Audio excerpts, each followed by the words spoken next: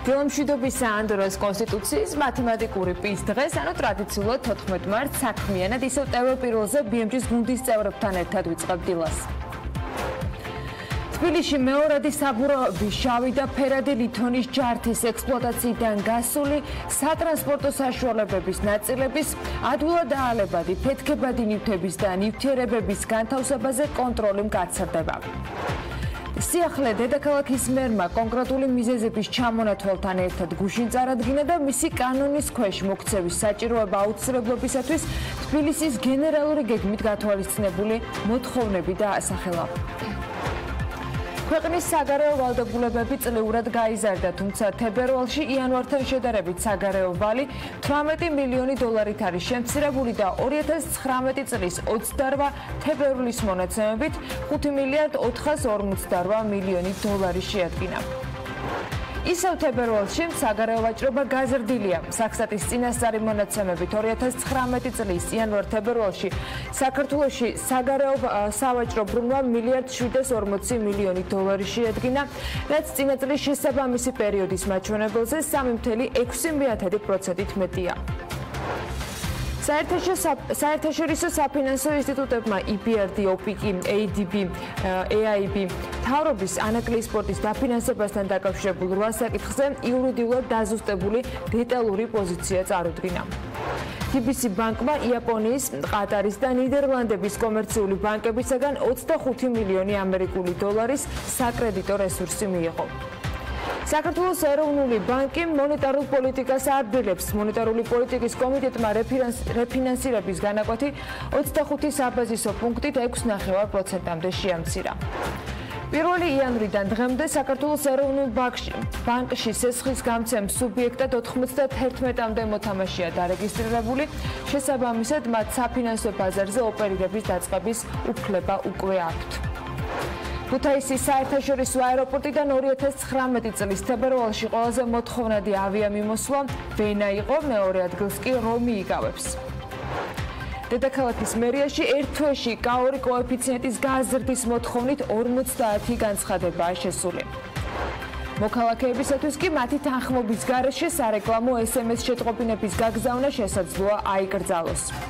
ბიზნეს-ომბუდსმენმა ამასობაში შინაგან საქმეთა სამინისტროს სასროლეთის მოსაწყობად შესაძლო საფრთხეების პრევენციისათვის აუცილებელი ნორმების და პარამეტრების შესაბამის დადგენილებაში ცვლილებისათვის მიმართა.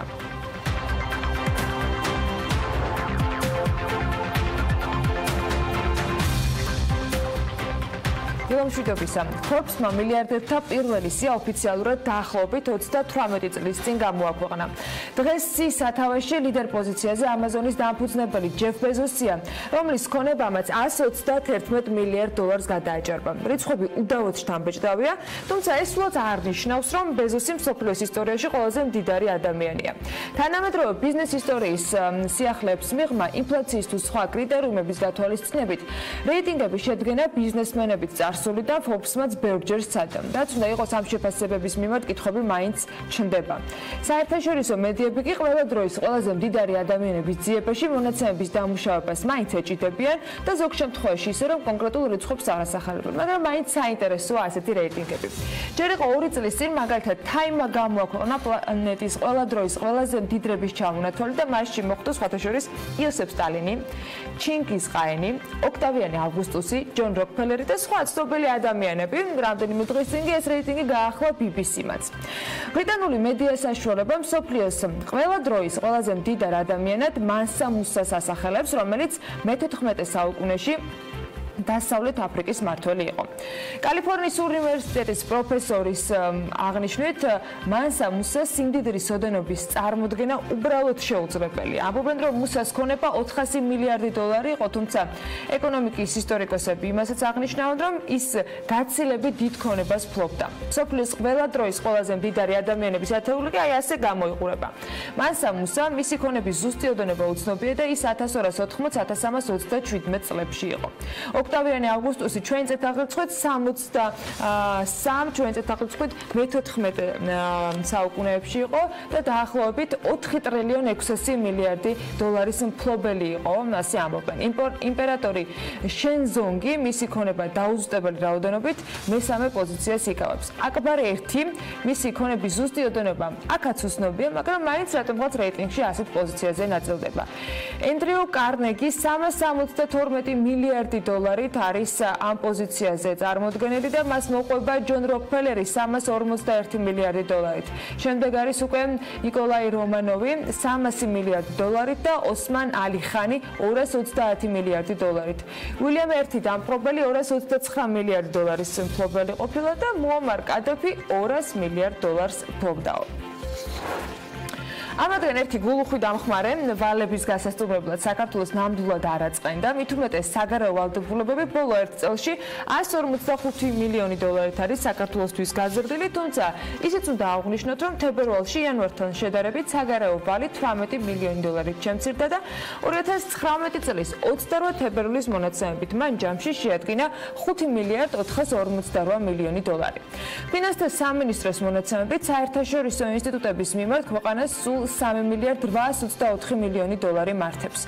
საქართველოს 17 ორმხრივი კრედიტორი სახელმწიფო წყავს და მათ წინაშე არსებული დავალიანება 954 მილიონ 200.000 დოლარია. სახელმწიფო ფასიანი ქაღალდების გაყიდვებიდან მიღებული საგარეო ვალის მოცულობა კი 500 მილიონ დოლარს უტოლდება. მიუხედავად იმისა, რომ ქვეყნის საგარეო ვალი იზრდება ექსპორტიც და საქსტატი თებერვლის მონაცემებს აქვეყნებს, სადაც შეგვიძლია ამოვიკითხოთ, რომ საგარეო ვაჭრობა გაზრდილია. 2019 წლის იანვარ-თებერვალში საქონლის საგარეო სავაჭრო ბრუნვამ მილიარდ 740 მილიონი დოლარი შეადგინა, რაც წინა წლის შესაბამის პერიოდს თუ შევადარებთ 3.6%-ით მეტია. აქედან ექსპორტი იყო 505 მილიონი დოლარი, ხოლო იმპორტი მილიარდ 234 მილიონ 800.000 დოლარის მოცულობით, ანუ დაახლოებით 1.1%-ით მეტი ვიდრე წინა პერიოდში. უარყოფითმა სავაჭრო ბალანსმა კი 2019 წლის იანვარ-თებერვალში 729 მილიონ 700.000 დოლარი შეადგინა. ეს საგარეო სავაჭრო ბრუნვის თითქმის 42%, უფრო ზუსტები რომ ვიყოთ 41.9% გახლავთ. სტატისტიკას კიდე უნდა მივუბრუნდეთ, თუმცა ეთყობა Forbes Women-ის პირველი ნომრის მოლოდინში ქალებზე აქცენტი კიდე უფრო გაგუმძაფრდა და რამდენიმე კარგი ამბავი საქმიანი დილის მაყურებლისთვისაც გადავინახე. ჯერ იყო რამდენიმე დღის წინ BBC-ის ქალთა სიაში ნინო ზამბახიძე მოხვდათ ამ პირველ ადგილზე სიაში, რომელმაც სპორტსმენები, ექიმები, ანტრეპრენიორები, მინისტრები, იოგას მასწავლებლები, აი 100 პროფესიის ადამიანები გააერთიანა მთელი მსოფლიოს მასშტაბით. შენი სილამაზე შენივე გონება, სწორედ შენ უნდა დაამსხვრიო ნებისმიერი სტერეოტიპი. ზამბახიძე იმ კომენტარებში, რომელიც მარტის დღესასწაულების მისავალად BBC-მ გამოაქვეყნა და რომლითაც მსოფლიოში ქალებს სტერეოტიპების დამსხვრევისაკენ მოუწოდა.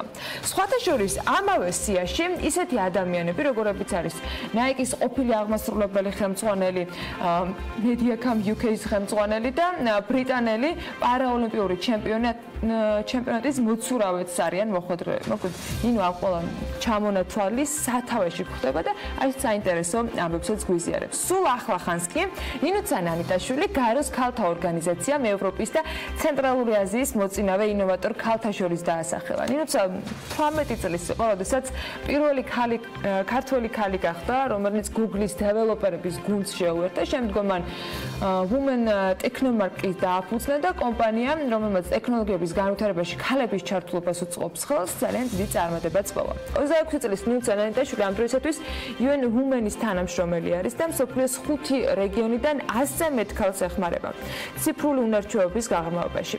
როდესაც პროფესიას ვირჩევდი, ვერც კი წარმოვიდგენდი, რომ ტექნოლოგიების და ინჟინერიის სფეროში მოხვდებოდი, დღესაც ბევრ გოგოს აღჭერა, რომ ამ სფეროში წარმატებას მიაღწევს, ამბობს ნინუცა და მის ამ ფრაზას მხოლოდ იმას მივამატებ, რომ ყველამ უნდა დაიჯეროს, გოგომაც და ბიჭმაც, რომ თავარია გინდოდეს და აკეთებდნენ. წარმატების მიღწევა კი ყველგან და ყველა პროფესიაში სქესის განურჩევლად შეუძლებელია. ამის გამეორება ხშირად და ხმამაღლა გჭირდება ხოლმე და რაც კიდევ უფრო მნიშვნელოვანია დაჯერებაც. უნდა ვიცოდეთ, რომ უკეთესი ეკონომიკისათვის ქალების გააქტიურება კიდევ უფრო მეტად მნიშვნელოვანი კონტრიბუცია არის საქართველოსთვის და სხვათა შორის მთელი მსოფლიოსათვის.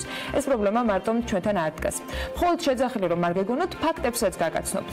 მსოფლიო ბანკის მიერ ჩატარებული კვლევით, ქალები ბიზნესი და კანონი 2019-ის მიხედვით 178 ქვეყანას შორის საქართველო არის 79 ადგილზე. ქულები კი გვაქვს აი ასე 79.38 მიასეთი. რაც საშუალოზე ოდნავ მაღალი მაჩვენებელია, მაგრამ დიდად გასახარი ვერ იქნება. იმის დასადგენად, თუ როგორ შეიცვალა ქალთა შრომითი უფლებები და კანონმდებლობა გენდერული კუთხით, ბოლო 10 წლის განმავლობაში მსოფლიო ბანკმა ძალიან პატარა კვლევა ჩაატარა, განსაკუთრებულ სიღრმეებს შეიძლება ვერ ჩაწვდნენ, მაგრამ საინტერესო მონაცემები გვაქვს. ამ კვლევის შედეგად ქვეყნები ფასდებოდნენ 1-დან 100 ქულამდე, სადაც 100 ქულა ნიშნავს სრულ გენდერულ თანასწორობას. მსოფლიოს სხვადასხვა ქვეყანაში ქალთა შრომითი უფლებების შესადარებლად მსოფლიო ბანკმა კვლევაში ჯამში 8 მთავარი განმასხვავებელი ინდიკატორი გამოიყენა, მათ შორის იყო სამუშაო ადგილების მოძიება, სამსახურის დაწყება, ანაზღაურების მიღება, ქორწინება, ბავშვის ყოლა, ბიზნესის დაწყება, აქტივების მართვა და პენსიის მიღება. ქვეყნების საშუალო მაჩვენებელმა შეადგინა 74.71 მიასეთი ქულა.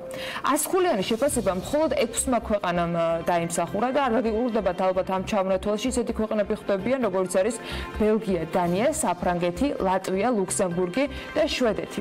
ყველაზე დაბალი შედეგი, ანუ 25.73 მიასეთი ქულა კი საუდის არაბეთს აქვს. ამასაც თავისი მიზეზები აქვს და დიდად კვლევა არ ჭირდებოდა ალბათ. კვლევის შედეგად დადგინდა, რომ ბოლო 10 წლის განმავლობაში განვითარებადმა ქვეყნებმა მაჩვენებელი გააუმჯობესეს. მაგალითად, კონგოს დემოკრატიულ რესპუბლიკაში 10 წლის წინ 42.5 ქულა მიენიჭა, წელს კი მათი ქულების რაოდენობამ 70-ს მიაღწია.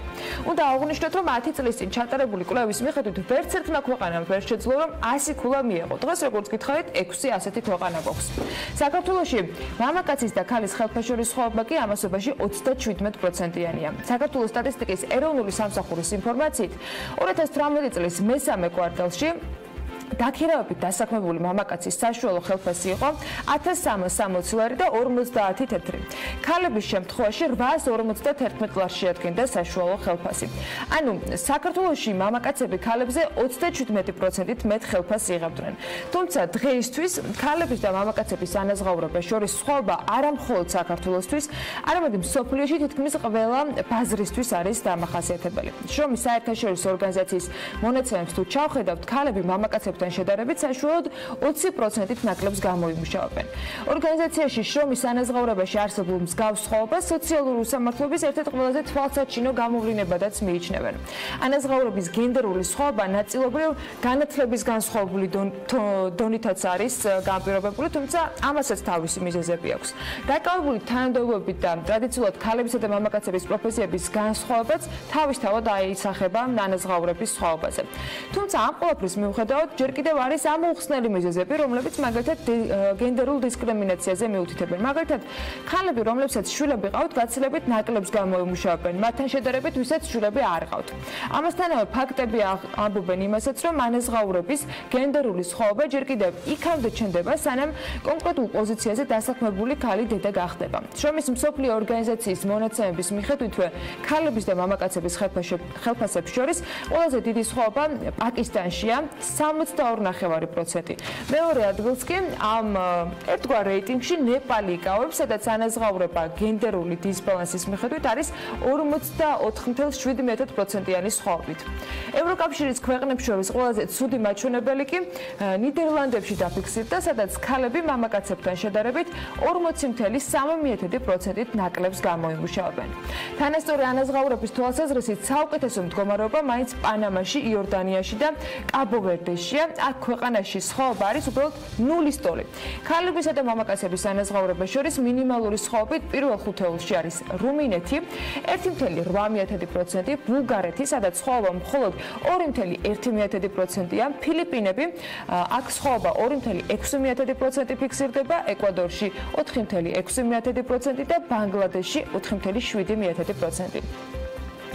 კვლევის შედეგად ისეთი ორი ქვეყანაც დაფიქსირდა, სადაც ქალების ანაზღაურება უმნიშვნელოდ, თუმცა მამაკაცების ანაზღაურებას მაინც აჭარბებს. მაგალითად, თქვენ წარმოიდგინეთ და ასეთი აღმოჩნდა ტაილანდი, სიერა-ლეონე, მაღალი შემოსავლების მქონე ქვეყნებს, ისინი საერთოდ არ განეკუთვნებიან, მაგრამ როგორც ჩანს, ქალები მამაკაცებთან შედარებით მაინც უფრო მეტს გამოიმუშავებენ და შესაბამისად ეს სხვაობა არის 2.5 და 5.5%-ის ტოლიც კი.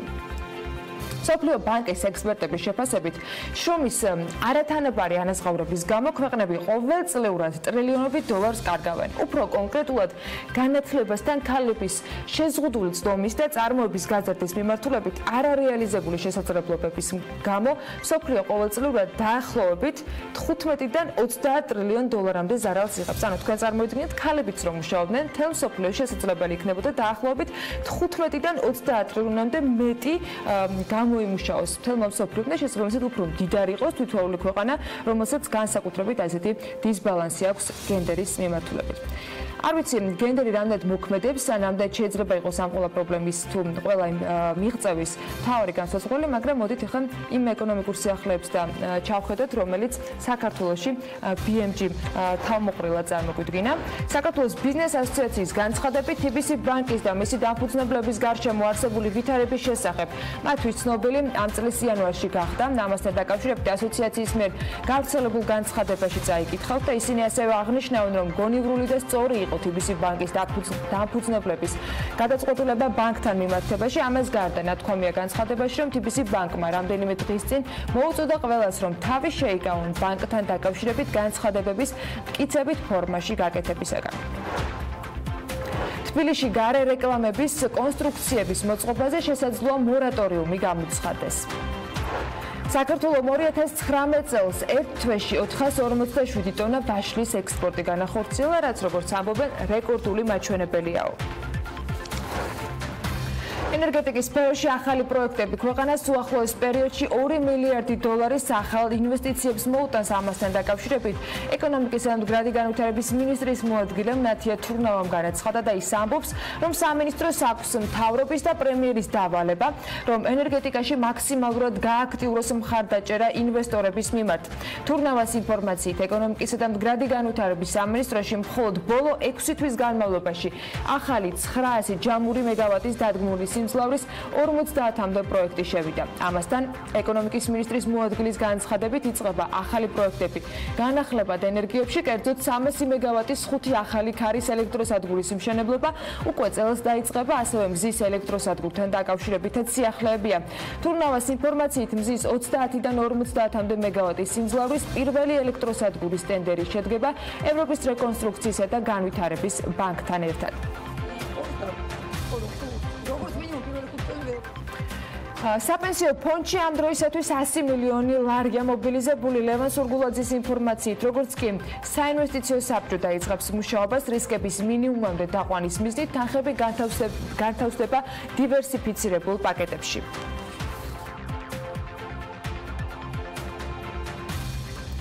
თბილისის მერია პარლამენტარ ბექაუდი შარიას თაბორის მთაზე სასტუმროს აშენებაზე უარს ეუბნება. მთავრობის ხდომაზე კახაკალაძემ განაცხადა, რომ არსებული მშენებლობა მერიისათვის მიუღებელია და ის ქალაქის ინტერესებიდან გამომდინარე მოქმედებს. მერია უმრავლესობის წევრს ადგილმონაცვლეობასაც შესთავაზებს, თუმცა სად ეს ჯერჯერობით ჩვენთვის უცნობია. დიდი პატივისცემა მინდა დაუდასტურო ბექას, თუმცა ამ მონაკვეთზე და მიწის ნაკვეთზე მშენებლობა ჩვენთვის არ არის მისაღები. თუმცა კიდევ ერთხელ ვიმეორებ, ბექა არის კეთილსინდისიერი მფლობელი ამ მიწის და რა თქმა უნდა ჩვენ არ უნდა დავაზარალოთ, როგორც სხვა შემთხვევებში მოხდა. კალაძის ამ საჯარო განცხადების შემდეგ მედიამ რა თქმა უნდა დეპუტატ ბექაუდი შარიასაც მიაკითხა, რომელმაც განცხადებიდან რამდენიმე საათშივე დაადასტურა, რომ მზად არის კომპენსაციის სანაცვლოდ თაბორის მთაზე სასტუმროს მშენებლობაზე უარი თქვას. საკითხს ცივილური გადაწყვეტა ექნება, ამბობს ის და განმარტავს, რომ 2007 წლიდან, როცა ამ ტერიტორიაზე მან შესასყიდი ფართისძიება დაიწყო, მშენებლობაზე შეზღუდვა არ ყოფილა. ადამიანს საკუთრებას ხუმარ წაართმევენ, ბუნებრივია საკითხს ცივილური გადაწყვეტა ექნება, ის თუ სად მოხდება ჩანაცვლების შემოთავაზება არის მერიის პრეროგატივა, ხოლო მესაკუთრის პრეროგატივა ამ თემის განხილვა და დათანხმება აღნიშნავს ოდიშარია. დეპუტატის საკუთრებაშია თბილისში თაბორის ნომერ 1-ში ყოფილი ბერძნის ქუჩაზე არსებული ის ტერიტორია, სადაც სასტუმროს მშენებლობა იგეგმებოდა, თუმცა თბილისის მერმა, როგორც უკვე გითხარით, თქვა, რომ აქ სასტუმრო არ აშენდება. კახაკალაძე მთავრობის ხდომაზე ასევე დაიწუნაავლაბრის მეტროს რეაბილიტაციის პროექტიც და მან თქვა, რომ მეტროს ქვედა ვესტიბულის რეაბილიტაცია და მოდერნიზება მიმდინარეობს, მაგრამ ეს არა ის, რასაც ისინი მოსახლეობას დაპირდნენ. კალაძის თქმით, მათთვის მიუღებელია კოსმეტიკური შეკეთება და სრულიად უგემოვნო დიაფასიანი მასალით მოპირკეთება, რაც რეალურად არაფერს ცვლის. უშინ ვიყავიავლაბრის მეტროს სარეაბილიტაციო სამუშაოები დავათვალიერე და არ ვიცი, მე გულწრფელად გეტყვით, რომ ამ ფორმით სამუშაოების წარმოება, ამ დიზაინით პირადად ჩემთვის და ალბათ ვინც ნახავს ამას, დარწმუნებული ვარ იმ ადამიანებისთვისაც კატეგორიულად მიუღებელია. არც დიზაინი, არ არის ის, ჩვენ არ ვსაუბრობთ კოსმეტიკურ შეკეთებაზე. ის, რასაც გავაკეთებთ, ათეული წლები უნდა გაუძლოს.ავლაბრის მეტროს საპროექტო დოკუმენტაცია და ვიზუალური ნაწილი მომზადებული და მერიაში მიღებულია მანამ სანამ ბატონი კახა მოვიდოდა თბილისის მერიაში, ანუ ადგილი არ გვაქვს, არ აქვს იმას, რომ ჩვენივე მიღებული დოკუმენტი ჩვენ არ მოგწონს. კაფელით და მეთი რა ქვია, მეტალოპლასმასის ჭიხურებით მეტროსადგურების მოდერნიზება არ არის ჩვენი მეთოდი. შესაბამისად, დღეს მერის დავალების საფუძველზე სატრანსპორტო კომპანია მოახდენს არქიტექტორების და დიზაინერების ჯგუფის მობილიზებას. საკრებულოში თბილისის მიწათსარგებლობის გენერალური გეგმის პროექტის საბოლოო ვერსია განიხილეს, რომელსაც საკრებულოს წევრებთან ერთად თბილისის მერის მოადგილე მაია ბითაძე და სითი ინსტიტუტის წარმომადგენლები ესწრებოდნენ. მაია ბითაძემ გენგეგმის დოკუმენტთან ერთად განაშენიანების რეგულირების წესებში შემავალ ცვლილებებზეც ისაუბრა. შეკითხვები კი ძირითადად ზონალურ ცვლილებებს, რკინიგზას და ისტორიული ქალაქის იერსახის შენარჩუნებას შეეხებოდა. დოკუმენტს მხარი დაუჭირეს, შეგახსენებთ, რომ მისი საბოლოო დამტკიცება სავარაუდოდ მიმდინარე კვირის ბოლოს, ანუ პარასკევს უნდა მოხდეს.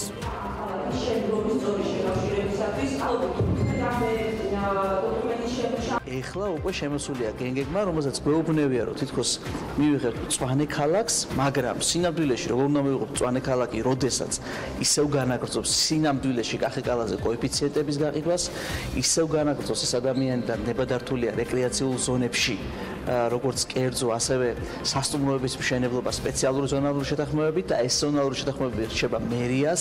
მე დავარქმევდი ამ სტადიას, სადაც ახლა გენგეგმის განხილვა მიმდინარეობს სადღეგრძელო სტადიას. იმიტომ რომ აქ არის პრინციპები მხოლოდ და ეს პრინციპები რა რეალობად იქცევა, დიდი კითხვის ნიშნის ქვეშ რჩება კვლავ. დოკუმენტი, რომელიც ძირითადად უნდა დასრულდეს იმით, თუ როგორი იქნება ელიავას ბაზრობის ტერიტორია, როგორი იქნება მტკვართან მიმართება ქალაქი, როგორი იქნება რკინიგზის ბედი, როგორი იქნება გამწვანების ბედი თვითონ ქალაქში და ქალაქგარეთ. ეს კარდინალური და ღერძული მთავარი კითხვები არის უპასუხო. არ უნდა შეგვეშალოს და არ უნდა ვიფიქროთ, რომ გენგეგმა წლების მანძილზე გაფუჭებულ ყველა საქმეს ერთი ხელის მოსმით გაასწორებს, თუმცა დაგვაყენებს სწორ რელსებზე და მოგვაქცევს ჩარჩოში. ჩვენ ამითი უწესებთ შეზღუდვას მთელ რიგ ასე ვთქვათ, როგორც კერძო სექტორს, ისე თვითონ სახელმწიფო სექტორს მოქმედებებისთვის. ოპოზიცია, რა თქმა უნდა, იტყვის, რომ ეს ცუდია, იმიტომ რომ სინამდვილეში ვერანაირი წუნი ვერ უპოვა და გადაიტანა სხვა საკითხებზე, მას რო კონდეს კონკრეტული შენიშვნა ამ გენგეგმასთან, იტყოდა კონკრეტულ შენიშვნას. არც ერთი დღეს ისეთი პრინციპული შენიშვნა არ უთქვამს, რომელიც ამ გენგეგმის ავკარგიანობას კითხვის ნიშნის ქვეშ დააყენებდა. თბილისში გარე რეკლამების კონსტრუქციების მოწყობაზე შესაძლოა მორატორიუმი გამოცხადეს. ამასთან დაკავშირებით პალტრანიუსის გადაცემაში საკრებულოს წევრმა ბატოშა ქარიშვილმა განაცხადა, საკრებულო და მერია გარე რეკლამების სფეროს რეგულირებაზე მუშაობს და როგორც ის ამბობს, შესაძლოა კომპანია ალმასთან გაფორმებული ხელშეკრულებაც გადაიხედოს. საკრებულოს წევრის განმარტებით ამ ეტაპზე დოკუმენტის სამართლებრივი შესწავლა მიმდინარეობს. მემკვიდრეობით მიღებული მიწის ფლობა მხოლოდ ეთნიკურად ქართველ უცხოეთის მოქალაქეს შეეძლება. სასოფლო-სამეურნეო მიწის საკუთრების შესახებ კანონპროექტის მიხედვით ყოველგვარი გამონაკლისის გარეშე იკრძალება უცხო ქვეყნის მოქალაქე ფიზიკური პირის მიერ. საქართველოში სასოფლო-სამეურნეო მიწის საკუთრების უფლება იურიდიული პირის შემთხვევაში კი მიწას დაიკანონებს მხოლოდ ის, რომლის დომინანტი პარტნიორი ქართველია, ანუ ფლობს კომპანიის წილის 50%-ზე მეტს.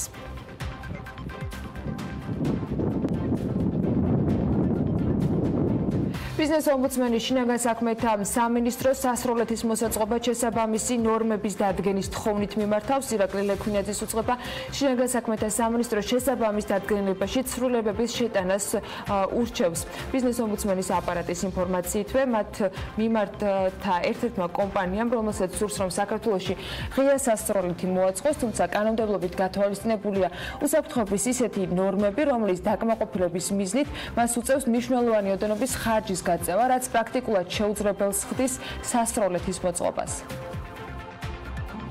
კარგი, რაც ზოგადად როცა რეგულაცია ძიმია, ეს რისკები ყოველთვის მასთან ახლოს შეიძლება. საქართველოს 2019 წელს ერთ თვეში 447 ტონა ვაშლის ექსპორტი განახორციელა, როგორც ის თვლით წერს, ეს მაჩვენებელი საქართველოს დამოუკიდებლობის ისტორიაში რეკორდულია. შედარებით მაგალითად 2018 წლის იანვარში საქართველოსთან ექსპორტზე 6 ტონა ვაშლია გასული, რაც იმას ნიშნავს, რომ ამ წლის იანვარში ქვეყანამ 140 ჯერ მეტი გადაზიდვა განახორციელა. FAO-ს ეკონომისტი ასევე აღნიშნავს, რომ სეზონის პირველ ნახევარში საქართველოს უკვე 2,6 ტონა ვაშლი გაყიდა, რაც წინა წელთან შედარებით 30 ჯერ მაღალი მაჩვენებელია. მან ასევე თქვა, რომ საქართველოსთან რუსეთში ვაშლის მიწოდება თითქმის 100%-ით არის გაზრდილი. ამასთან გარდა რუსეთისა, საქართველოსთან ვაშლის ექსპორტი განხორციელდა აზერბაიჯანში, უკრაინაში და სომხეთში. ასევე შედარებით მცირე რაოდენობით ვაშლია გატანილი ყაზახეთში. ქართლეჯის ინფორმაციით კასპის მერიაში დაზღვეული მანქანა ბიუჯეტის ხარჯზე გარემონტეს. კასპის მერიაში ვერ ამტკიცებენ ფაქტს იმის შესახებ, თუ სად მოუხდა ავარია. თვითმმართველობის ბალანსზე აღრიცხულ მანქანას Toyota Hilux-ის შესაკეთებლად 1500 ლარი კომპანია მათე მოტორში გადაიხადეს. საფუძვლად კი სწორედ მანქანის დაზიანებაა დასახელებული. ხელშეკრულების მიხედვით შეიცვალა სატრანსპორტო საშუალების ბამპერი, ასევე ჩაუტარეს სათუნუგე და სამღებრო სამუშაოები. ავტომანქანის შეკეთების პერიოდში კასპის მუნიციპალიტეტს ხელშეკრულება გაფორმებული ჰქონდა სადაზღვევო კომპანია უნისონთან. ავტომანქანა დაზღვევის შესახებ ხელშეკრულების შესაბამისად მზღვეველის მხრიდან არის ანაზღაურებული ხარჯი. გარეგანის ზემოქმედებით მიყენებულ ნებისმიერ დაზიანებას ავტოსაგზაო შემთხვევისას, რა თქმა უნდა, კომპანია იხდის. მუნიციპალიტეტის მერი ავტომანქანის ავარიის შესახებ კი ინფორმაციას უარყოფს. მერი ასევე ვერ ადასტურებს ავტომანქანის დაზიანების ფაქტსაც, მათ შორის ფოტოსურათებით.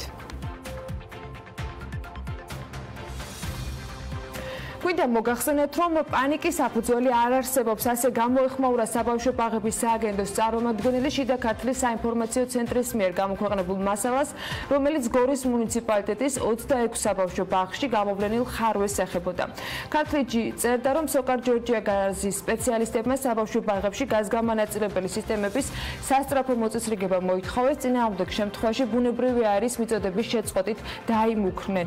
უმნიშვნელო პრობლემები ნამდვილად დაფიქსირდა, მაგრამ ეტაპობრივად მიმდინარეობს მათი აღმოფხვრა, აღნიშნავს საბავშვო ბაღების სააგენტო.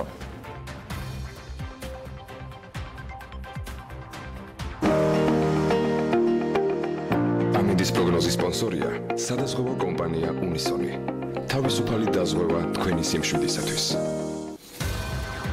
ახლა კი ამიდის პროგნოზის დროა საქმიანი დილის ეთერში. გარემოს ეროვნული სააგენტო გვატყუპინებს, რომ ამიდი საქართველოში განპირობებული იქნება ამიერკავკასიის ჩრდილოეთიდან მოქმედი შედარებით ცივი ჰაერის მასების და სამხრეთიდან გავრცელებული თბილი ჰაერის მასების ურთიერთქმედებით. დრო გამოშვებით ღრუბლიანობა მოიმატებს დღის განმავლობაში, ზოგან იქნება წვიმა და მაღალმთაში იქნება თოვლჭყაპი, დასავლეთის მიმართულების ქარი იქროლებსო. აი ასე 14 მარტს სოხუმში დღის განმავლობაში მაქსიმალური ტემპერატურა 17 გრადუსი იქნება და იწვიმებს. ბათუმში შესაძლოა იყოს მცირე წვიმა და 18 გრადუსამდე გათბება ჰაერი. სხვათა შორის 18 გრადუსი იქნება მაქსიმალური ტემპერატურა ქობულეთშიც.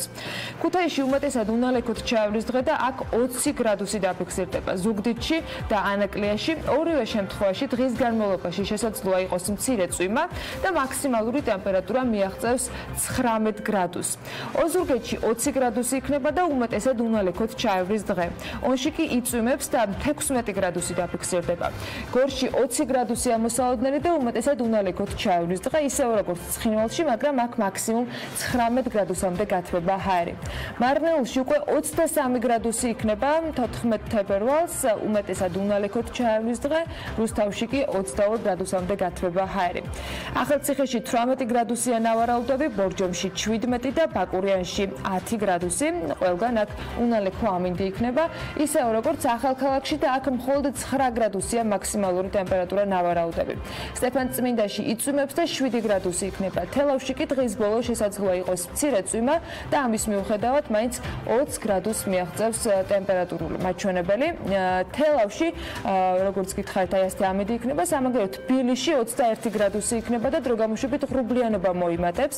დღის ბოლოს აქაც მცირე წვიმას ველოდებით, იქროლებს დასავლეთის მიმართულების ქარი და მხოლოდ 21 გრადუსი იქნება ამ გაზაფხულის პირველი თვის შუა რიცხვებში, ანუ დღეს 14 თებერვალს. და ამასობაში ეს დამიც ვახოტრებთ ადამიანებს ქვეყანაში, ვინც განსაკუთრებით დაინტერესებულია საქართველოში მოგზაურობით და ამბობენ, რომ უცხოელი სპეციალისტებისათვის კომფორტული ქალაქების სიაში თბილისი 187 ადგილზე არისო.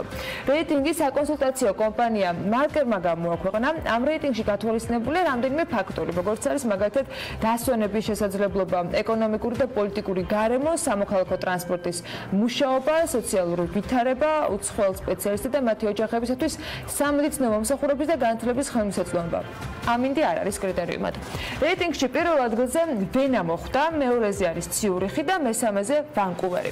რაც შეეხება კავკასიის რეგიონს, სხვათა შორის ამ რეიტინგში ბაქო არის 195 ადგილზე და ერევანი გახლავთ 170 პოზიციაზე. როგორც გითხარით, თბილისი ამ ჩამონათვალში მხოლოდ 197 ადგილზეა და ამინდზე როგორც არ უნდა ვიზრუნოთ, როგორც ჩანს, რამდენიმე საკითხი გამოსასწორებელი გვაქვს და როგორც გითხარით, ამ ჩამონათვალში, რითაც მერკერმა ეს რეიტინგი შეადგინა, არის ისეთი ადგილები, როგორც არის მაგალითად დასვენებისათვის კარგი ადგილების არსებობა ქალაქში, სამედიცინო მომსახურება, საზოგადოებრივი ტრანსპორტი და ასე შემდეგ. მოკლედ, სამუშაო ბევრი გვაქვს და ამისათვის, რა თქმა უნდა, ყველა დღეს საქმიანი დაწყება აუცილებელი. საქმიან Pirvelis გუნდთან და რა თქმა უნდა BMG-ის გუნდის წევრებთან ერთად ჩვენ პირველ სტუმარს სულ რამდენიმე წუთში უმასპინძლებთ, იქამდე კი სარეკლამო პაუზა გროვდება და რა თქმა უნდა დღეს საქმიან ძალიან საინტერესო თემებით ვაგრძელებთ.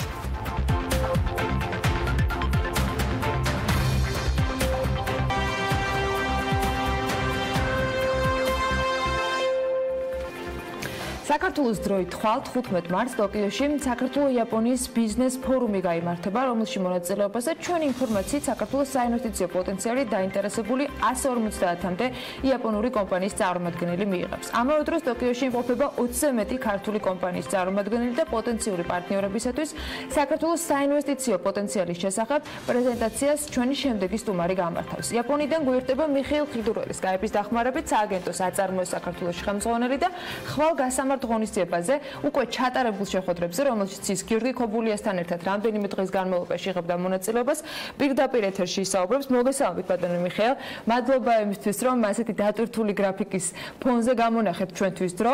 პირველ რიგში მაინტერესებს, რა ტიპის ბიზნეს ფორუმი იგეგმება ხვალ, ვინ არიან სტუმრები და რა ტიპის ქართული კომპანიები არიან იმ 20-ში, რომელიც უკვე ვახსენე. მოგესალმებით. მოგესალმებით, დიდი მადლობა. დიახ, ნამდვილად საინტერესო ფორუმი გაიმართება. ხვალ იქიდან გამომდინარე, რომ დიდი ხანია იაპონიაში ამ ტიპის ბიზნეს აქტივობა ჩვენ საქართველოს არ ქონია. რაც შეეხება დავიწყებ კომპანიებიდან, რომლებსაც ჩვენ შევხვდით, გუშინ შევხვდით ერთ-ერთ ყველაზე მსხვილ ენერგო კომპანიას, რომელსაც ქვია TEPCO, რომელიც საკმაოდ დიდი ხნის განმავლობაში იყო დაინტერესებული საქართველოში შემოსვლით და რამდენჯერმე მისი წარმომადგენლები იმყოფებოდნენ კიდევაც საქართველოში. ასევე ჩვენ დილით შეხვედრა გქონდა Mitsubishi-სთან და Toshiba-სთან. ძალიან საინტერესო არის მათი შემოსვლა საქართველოში, როგორც წარმოების კუთხით, ასევე ჩვენ შევთავაზეთ მათ ლოჯისტიკური ცენტრის გაკეთება, საიდანაც ისინი მოამარაგებენ ჩვენს მეზობელ რეგიონებს. Mitsubishi-სთან შევთავაზეთ, რომ Mitsubishi მოკვლევას დაიწყებს უკვე ჩვენ ბაზარზე და რამდენიმე თვეში დაგვიბრუნდება პასუხით და შემდეგი ნაბიჯებს გადადგავს თუ არ გადადგავს. რაც შეეხება Toshiba-ს, აქაც ჩვენ ვთავაზობთ მას ელექტრო ნაწილების წარმოება განვითარებას საქართველოში, ასევე წარმოებასთან ერთად ლოჯისტიკური ცენტრის გახსნას და ყველა იმ კომპანიას, ვისაც ჩვენ ხვდებით, ვაცნობთ საქართველოს მთავრობის ახალ ინიციატივას, რომელიც გულისხმობს საერთაშორისო დიდი კორპორაციებისთვის საქართველოში წარმომადგენლობის გახსნას, საიდანაც ისინი სერვისს მიაწვდიან და გაყიდიან სხვადასხვა რეგიონებში. ისინი სრულად იქნებიან, ანუ არ გადაიხდიან არანაირ გადასახადს. ზუსტად აი ეს ხელშეწყობის მექანიზმი არის ძალიან საინტერესო იაპონური კომპანიებისთვის. ჩვენ დღის განმავლობაში კიდევ ხვდებით კონიკას, ასევე ჩვენ ხვდებით დღის და უკვე რა თქმა უნდა ჩვენ ხვალ როგორც თქვენ თვითონ ახსენეთ 150-ზე მეტი კომპანია იქნება წარმოდგენილი, რომლებსაც ასევე გავაცნობთ საქართველოს საინვესტიციო პოტენციალს. ჩვენი პრემიერი, ჩვენი მინისტრები იესალმებიან სიტყვით დამწრის საზოგადოებას.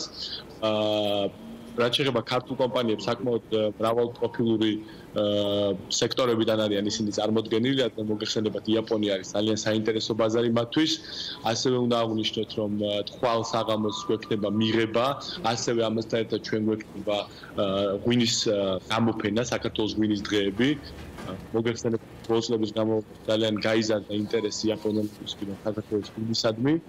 გუშინ საუბრობდით კიდევაც თუ როგორ იქნება ქართული ფევრის და იაპონური სამზარეული შესაბამისად ყველაფერი ერთად კულტურული, სოციალური და ასევე ეკონომიკური თვალსაზრისით დაწუნებული ვართ ინტერესს გამოვიდა იაპონურ კომპანიებში. ზოგადად შეხვედრების შემდეგ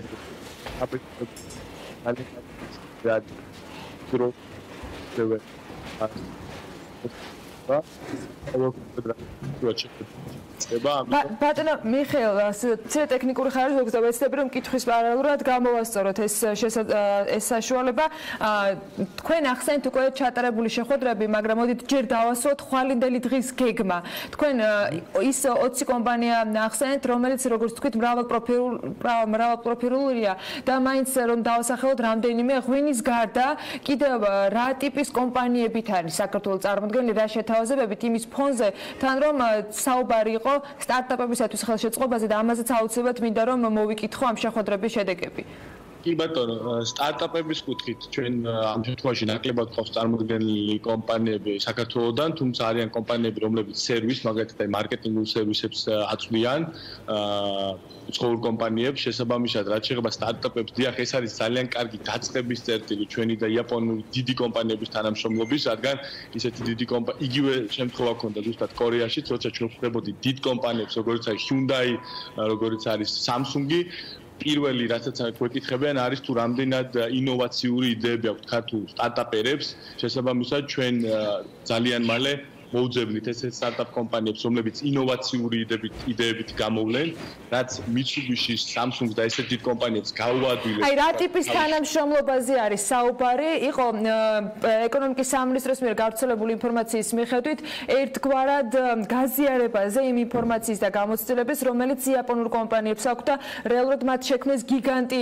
კომპანიები, რომლებიც ტექნოლოგიაში მოწინავე პოზიციებზე არიან მსოფლიოს მასშტაბით. საქართველოსთვის რა შეიძლება იყოს გასაზიარებელი და მათი მხრიდან ამ დიალოგში რა იყო საინტერესო, რაშიც დაინახეს პოტენციალი ქართულ კომპანიებში? ამ შემთხვევაში სწორად რო გავიგოთ, ანუ საუბარი არის ზოგადად სტარტაპ ინოვაციურ იდეებზე, რომელიც აი მაგალითად Mitsubishi-ის შემთხვევაში თუ მოხდებათ, თუ არის ესეთი იდეა, რომ მაგალითად ქართულ რომელიღაც სტარტაპს გამომგონებელს აქ რაიმე სისტემა მოფიქრებული, რომელიც გააუმჯობესებს იმ ტექნოლოგიებს, რა ტექნოლოგიებიც ამ დიდ კომპანიებს აქვთ, მათ აქვთ ოფისები, სპეციალურად კვლევის დეპარტამენტები, სადაც ხდება ესეთი იდეების დამუშავება და შემდეგ დაფინანსება მათი მხრიდან. ანუ შესაძლებელი არის ქართული იდეები და ქართული სტარტაპერების ამ კომპანიების მიერ დაფინანსება. ეს არის ერთი. რაც შეეხება რითი დაინტერესდნენ, ამ შემთხვევაში ჩვენ გავაცანეთ მათ საინვესტიციო პოტენციალი, იმიტომ რომ ჯერ ისინი ქართულ კომპანიებს არ შეხვედრიათ და ყველაზე საინტერესო მათთვის არის ზუსტად ის, რაც გამოვყოფს ჩვენ სხვა რეგიონიდან. ჩვენ ვართ რეგიონში ერთადერთი ქვეყანა, რომელსაც თავისუფალი ვაჭრობის შეთანხმება აქვს 2.3 მილიარდიან ბაზართან.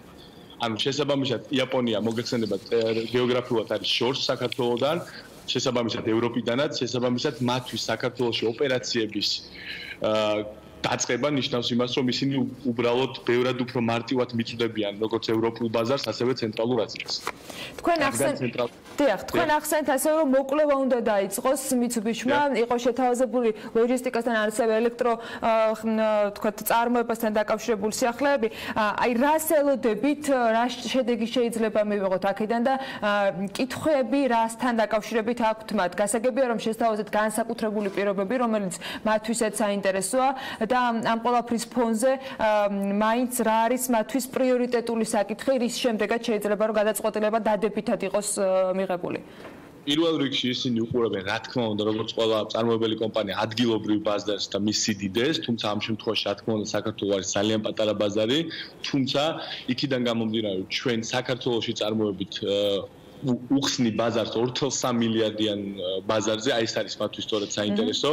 ასევე ჩვენ როგორც გითხარით, მეორე რამდენიმე შეთავაზებით ვართ ჩამოსული ამ კომპანიებთან, მეორე შეთავაზება ეს არის ლოჯისტიკური ცენტრის გაკეთება და ასევე სერვის ცენტრის გაკეთება, საიდანაც მაგალითად Mitsubishi შეუძლია საქართველოში გახსნას ლოჯისტიკური ცენტრი, სადაც მის დისტრიბუტორებს ასევე რეგიონში და ევროპაში მიაწვდის სერვისი.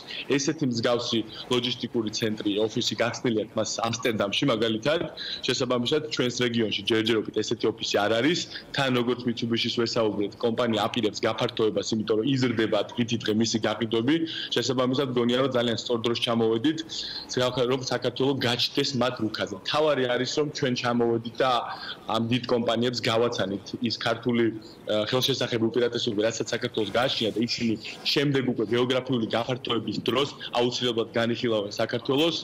ჩვენ გვექნება მათთან მუდმივი კონტაქტი საქართველოში დაბრუნების შემდეგაც და დარწმუნებული ვარ რომ ეს არ იქნება პირველი ვიზიტი საქართველოდან, ასევე ჩვენ რაგბის სოფლიო ჩემპიონატზე ვიღებთ მონაწილეობას და გეგმავთ რომ აწარმოოს საქართველოს რაღაც ქართული პროდუქციის მარკეტი გავაკეთოთ და გამოფილოთ ტოკიოში, ამიტომ ამას უნდა ძალიან მიყოლა. იაპონელები არიან ადამიანები, რომლებსაც ურთიერთობა არის ძალიან მნიშვნელოვანი, შესაბამისად ეს ფუნდამენტი დღეს და ხვალ რა თქმა უნდა ჩაისხმება, თუმცა ამას დაჭირდება ძალიან ისეთი მიყოლა.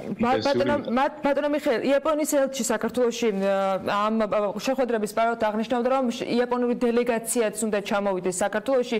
ამაზე საუბრისას დაახლოებითი თარიღი თუ იყო განსაზღვრული ამ შეხვედრებზე და აქ საქართველოში თუ ვახვედრებთ რაიმე ფორუმს ან თქვათ იქნება თუ არა თქვენგან გაწერილი, რა ტიპის ბიზნესები შეიძლება დაახვედროთ, რა ტიპის თქვათ ინფორმაცია შეიძლება უკვე მოამზადოთ წინასწარ, იმიტომ რომ ასევე გაფორმდა გიორგი ქობულიას შეხვედრებისას წინასწარი მოკვლევისათვის შესაბამისი ხელშეკრულება იმისათვის რომ გაფართოვდეს ურთიერთობები, აი რა ვადაში რა სამუშაოს ჩატარება მოგიწევთ იმისათვის რომ უკვე იაპონურ დელეგაციას საქართველოში სტუმრობისას კონკრეტული შედეგები ვაჩვენოთ.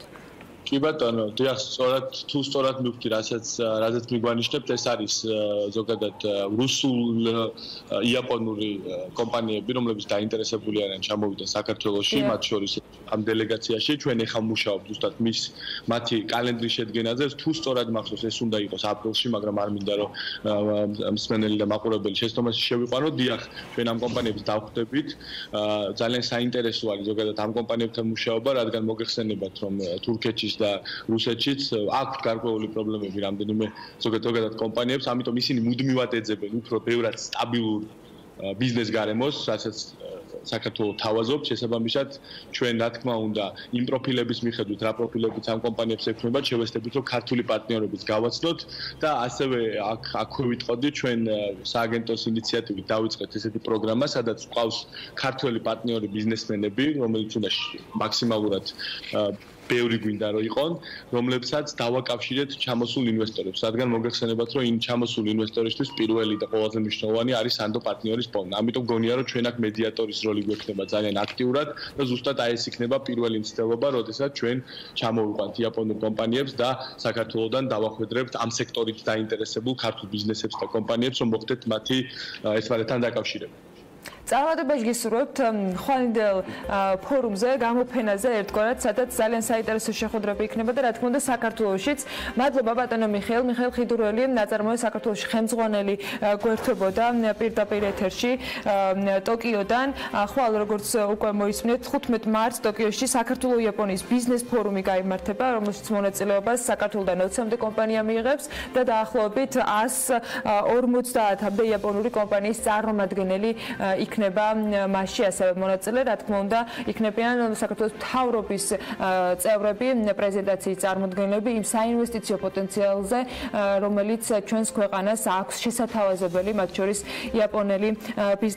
იაპონური ბიზნესებისათვის. ახლა კი უნდა გადმოვინაცვლოთ თბილისში, სადაც საცხოვრებელ ზონაში ავტომობილების მეორადი საბურავებით, აალებადი ნივთიერებებით, ჯართით და დაშლილი ნაწილებით ვაჭრობა შესაძლოა აიკრძალოს. ეს სიახლე კახაკალაძემ გუშინდელი მთავრობის ხდომის დაწყებამდე გაგვიზიარა. იდეის რეალობად ქცევისათვის მთავრობას შესაბამისი კანონმდებლობა სჭირდება.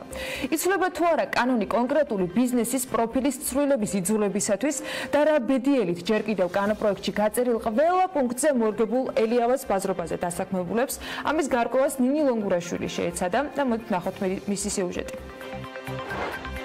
ჩვენ მაგათ რა უნდა ჩვენ საერთოდ არ ვიცით. ჩვენ ვიცით ჩვენ რა გვინდა. ელიავას ბაზრობაზე მოვაჭრეები გაურკვეველ სიტუაციაში აღმოჩნდნენ. ერთი იციან, რომ ისინი ახლა განაჩენის მოლოდინში არიან და როგორც ამბობენ ამ ეტაპზე თამაშისთვის არც ცალიათ, მათ სამუშაო აქვთ. ესენი თამაშობენ და ჩვენ მუშაობთ. თუმცა ერთ ადგილს მიგვიჩენენ სულ ყველას ერთად, ალბათ უკეთესი იქნება და ქალაქის განთავისუფლება. რაც გეტყვიან, ეგრე იქნება ალბათ. დირექცია რასაც იტყვის. როგორც გადაწყვეტავენ ეს ადმინისტრაცია და რაღაცა, იმას გავაკეთებთ, მაგრამ არ მგონია რა ვიცი რომ ხალხი. აი რაღაც ფორმაში. დათანხმდებიან? არ მგონია რომ დათანხმდებიან. თუ ელიავას ბაზრობაზე მოვაჭრეები თბილისის სტანდარტებში აღარ ჯდებიან, სხვა გამოსავალი აღარ დარჩებათ და ალბათ რეგულაციის შესაბამისად იმოქმედებენ. ის რომ ბაზრობა სტანდარტებს ვეღარ აკმაყოფილებს, თბილისის მერის მოადგილემ ირაკლი ხმალაძემ განაცხადა. ელიავას ბაზრობაზე დღეს არსებული ფორმით სამშენებლო მასალების და სხვა საქონლის მიმოქცევა მერის მოადგილისთვის მიუღებელია. ჰაერის დაბინძურების ერთ-ერთი ყველაზე დიდი მიზეზი არის სამშენებლო მასალები. უსისტემოდ და რეგულაციის გარეშე მიმოქცევაში გაშვებული სამშენებლო მასალები, ხო? ერთ-ერთი ლოკაცია მათ შორის არის ელიავას ბაზრობა. ამის დაკავშირება იმასთან, რომ ელიავას ბაზრობა გადაგვა არასწორია. ელიავას ბაზრობის გადატანა არ გადატანაზე შეიძლება მსჯელობა და ამაზე პოზიციას მე დღეს ვერ დავასახელებ, მაგრამ მსჯელობას საერთოდ არ ექვემდებარება ის, როგორც დღეს ხდება სამშენებლო მასალის მიმოქცევა ქალაქის მასშტაბით, რომ ეს მიუღებელია. მერიაში კონკრეტულ საკანონმდებლო რეგულაციას განმარტავენ. მუნიციპალიტეტები დაადგენენ იმ ადგილებს, სადაც აიკრძალება სხვადასხვა სახის პროდუქციის განთავსება, რეალიზაცია. ასევე დაადგენენ, თუ როგორ და რა ფორმით მოხდება პროდუქციის განთავსება. ეს დარეგულირდება საქართველოს ადმინისტრაციულ სამართალდარღვევათა კოდექსში ცვლილებების შეტანის შესახებ კანონით, რომლის პროექტი უკვე ცნობილია 152 მეოთხე პრიმა მუხლით. ქალაქ თბილისის მუნიციპალიტეტის ტერიტორიაზე მეორადი საბურავების, შავი და ფერადი ლითონის ჯართის ექსპლუატაციიდან გასული სატრანსპორტო საშუალებების და მათი ნაწილების, მარტივად აალებადი, ფეთქებადი ან მტრევადი ნივთის, ნივთიერებების განთავსება ან და რეალიზაცია იმ ადგილებში, რომლებიც საამისოდ არ არის განსაზღვრული ქალაქ თბილისის მუნიციპალიტეტის საკრებულოს მიერ. გამოიწვევს ფიზიკური პირის დაჯერიმებას 500 ლარის ოდენობით, იურიდიული პირის დაჯერიმებას 1000 ლარის ოდენობით.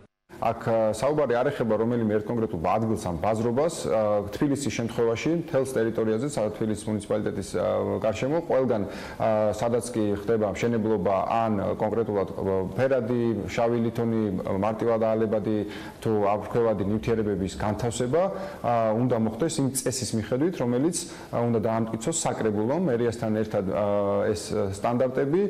პარლამენტის გარემოს დაცვის და ბუნებრივი რესურსების კომიტეტი ქმნის სამართლებრივ საფუძველს, რომ აღნიშნული წესი საკრებულო 1 ივლისამდე დაამტკიცოს. როგორ იქნება გადაწყვეტილება, ამის ვარაუდი შესაძლებელია, თუმცა კონკრეტულ დასკვნებზე ახლა ვერ ვისაუბრებთ. ისიც შეგვიძლია ვთქვათ, რომ ფაქტია, ცვლილება, რომელზეც გუშინ თბილისის მთავრობაში ალაპარაკდნენ, ყველა პუნქტის მიხედვით ერგება ელიავას ბაზრობას და ამ სადაო საკითხთან დაკავშირებით კი შესაბამისად უფრო მეტი კითხვა უნდა გაჩნდეს. მაგრამ მერიაში ამბობენ, რომ ეს გადაწყვეტილება უკავშირდება მხოლოდ ერთს, რომ დედაქალაქში შესაბამისად ჰაერი და გარემო იყოს უფრო ჯანსაღი. ახლა კი მოგვიყვებით იმ ქვეყნებზე, სადაც ჰაერი ყველაზე დაბინძურებულია. რეიტინგის ავტორები Green Space და Air Visual-ი არიან, რომლებმაც გლობალური სისუფთავის რეიტინგი 3000-მდე ქალაქის მონაცემებზე დაახმებით შეადგინეს და ჰაერში მტვრის ნაწილაკების დონე შეაფასეს. მათი მონაცემებით, დაბინძურებული ჰაერი მსოფლიოს მასშტაბით დაახლოებით 7 მილიონი ადამიანის ჯანმრთელობას პრობლემებს უქმნის. ანუკა ჯოხაძე გვერდება საქმიანის ეთერში, ანუკა დილა მშვიდობის ანა. რეიტინგის მიხედვით ერთ-ერთი დაბინძურებული ჰაერი ნიგერიაშია, რომელმაც საერთო რეიტინგში 10 ადგილი დაიკავა. ქვეყანაში ისეთი საქმიანობებია განვითარებული, როგორებიცაა ნავთობის, ნახშირის, პალმის ზეთის და რეზინის წარმოება. ნიგერიის მოქალაქეები ყავსაც ამუშავებენ, აწარმოებენ ქიმიურ პროდუქციას და ალუმინს. ეს ყველაფერი კი ალბათ არც გაგიკვირდებათ, რომ ქვეყანაში ჰაერის დაბინძურების დონეს ხელს უწყობს. მეცხრე ადგილზე არაბეთის გაერთიანებული საემიროები მოხვდა, სადაც ჰაერის დაბინძურებაში უმთავრეს როლს ნავთობის წარმოება ასრულებს, რაც ქვეყანაში ჰაერის დაბინძურების დონეს კიდევ უფრო ზრდის. ამ მიმართულებით კი მოსახლეობა არც თუ ისე აქტიურია. არაბეთს კი ნეპალი მოსდევს, აქ დაბინძურების დონე იმდენად მაღალია, რომ სიცოცხლის ხანგრძლივობა ბოლო წლებში 4 წლით შემცირდა. რეიტინგში სახელდება ქუვეითიც, რომლის შეფასებისას ექსპერტებმა დაადგინეს, რომ ქვეყანა ნავთობის მსხვილ მარაგებს ფლობს, მისი რაოდენობა დაახლოებით 102 მილიარდი ბარელია, რაც ნავთობის მსოფლიო მარაგების 9% შეადგენს. ქუვეითის მთლიანი შიდა პროდუქტის 50% და ექსპორტის შემოსავლის 95% სწორედ ნავთობზე მოდის. ანუ ყველაფერი იმის გათვალისწინებით, რომ ქვეყანაში ამ ქუვეითზე ვსაუბრობთ, თქმა უნდა, ეკონომიკა ძირითადად სწორედ ნავთობზე არის დამოკიდებული და ნავთობის წარმოებასთან. რამდენად დიდი არის მისი უარყოფითი გავლენა უშუალოდ გარემოზე ამ კონკრეტული ქვეყნის მაგალითზე, იმიტომ რომ ფაქტია, წარმოება ამ შემთხვევაში საკმაოდ დიდი არის.